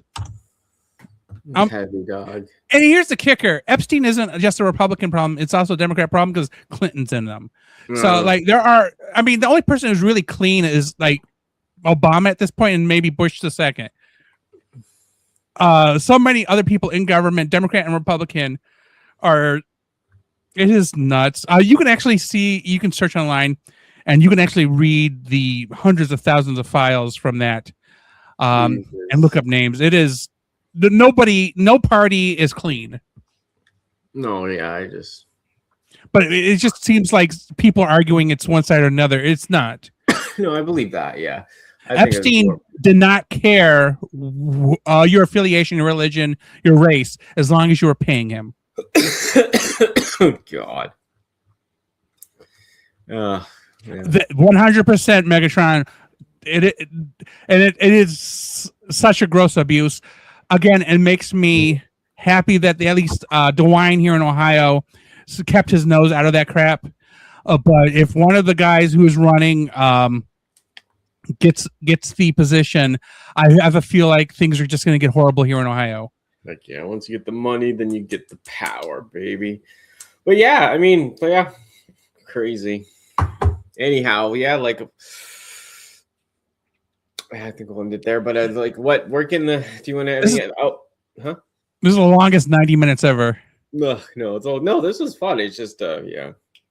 Don't get too. We took that tangent in the last half hour. Like, maybe we should have switched to Danny at night. Yeah, no. Like I said, if you ever want to be on that one too, that's the Danny downtime or not downtime. Yeah, downtime with Danny. Downtime with. Triple D and Triple D, downtime with Danny Dolphin. Yeah, where Guy Fieri comes on and we talk about Flavortown. Love to have you on there, and then and you know what the D stands for? That's more of a hangout. We can just talk about anything stream. So I'd love to have you on there too. We'll plan that out next. How about? Again, it's a matter of it needs to be later in the day. Okay. 9 o'clock works pretty well for me. I'm fairly sure that TFA is going to be awake for that. JJ usually gets up around 7 in the morning his time, so it's like 7 o'clock at nighttime our time. So if that's the crew you have, that they're all fine. You just have to give me some super advanced notice so I can clear the calendar. All right, sounds good. But yeah, thank you for being here, and thank you for everyone in chat. It was more people showed up, and it's awesome. Everyone was cool. It was nice to see everyone. And yeah, do you have any what delight? Do you have any outro where people can find you? So the same stuff is the intro. Anthony from HNE Toys. That's the channel on YouTube. You can find us on all the social media at HazardJeanette. If you just go to the at HNE Toys channel on YouTube, everything is linked there. All the channels are on the one of the second line of video stuff. And you can, in the social media is in the about page. You could find it all going there. It's no sense in reeling it all off, but 3 important tips. 1, you're naked under your clothes. Don't forget that. 2nd, when you clean a baby's butt, wipe away from the genitals. And 3, when you're going to change a baby, make sure that you have everything already around you. Otherwise, the baby will take the opportunity to pee on you. Oh my God. Sunday was a baby shower. It was Moose's baby shower. So that's funny. Yeah, my mom's looking after my sister's kid right now. So yeah, but like I said, thank you, Anthony. It was always a blast. Like I said, you always got me together with cool people and yourself, and we've always had some funny jokes and good times. And today was no different. And yeah, thanks again to everybody in chat. I'll be back with more shows, more Double D, more Danny, more Dolphin, more what the D stands for to come. So stick around, and yeah, I'll see you soon. And Anthony, stick around after the intro. We'll chat for a moment, and then yeah. I'll see everyone later. Take care, and yeah, have a good one. Hey, Cyber fans, thanks for tuning in. We've got toys and facts, sassy takes and wins. From Transformers, bots to figures on display. Catch us next time on Danni Dolphin Cybercast. Hooray! See you soon. Keep collecting, keep having fun.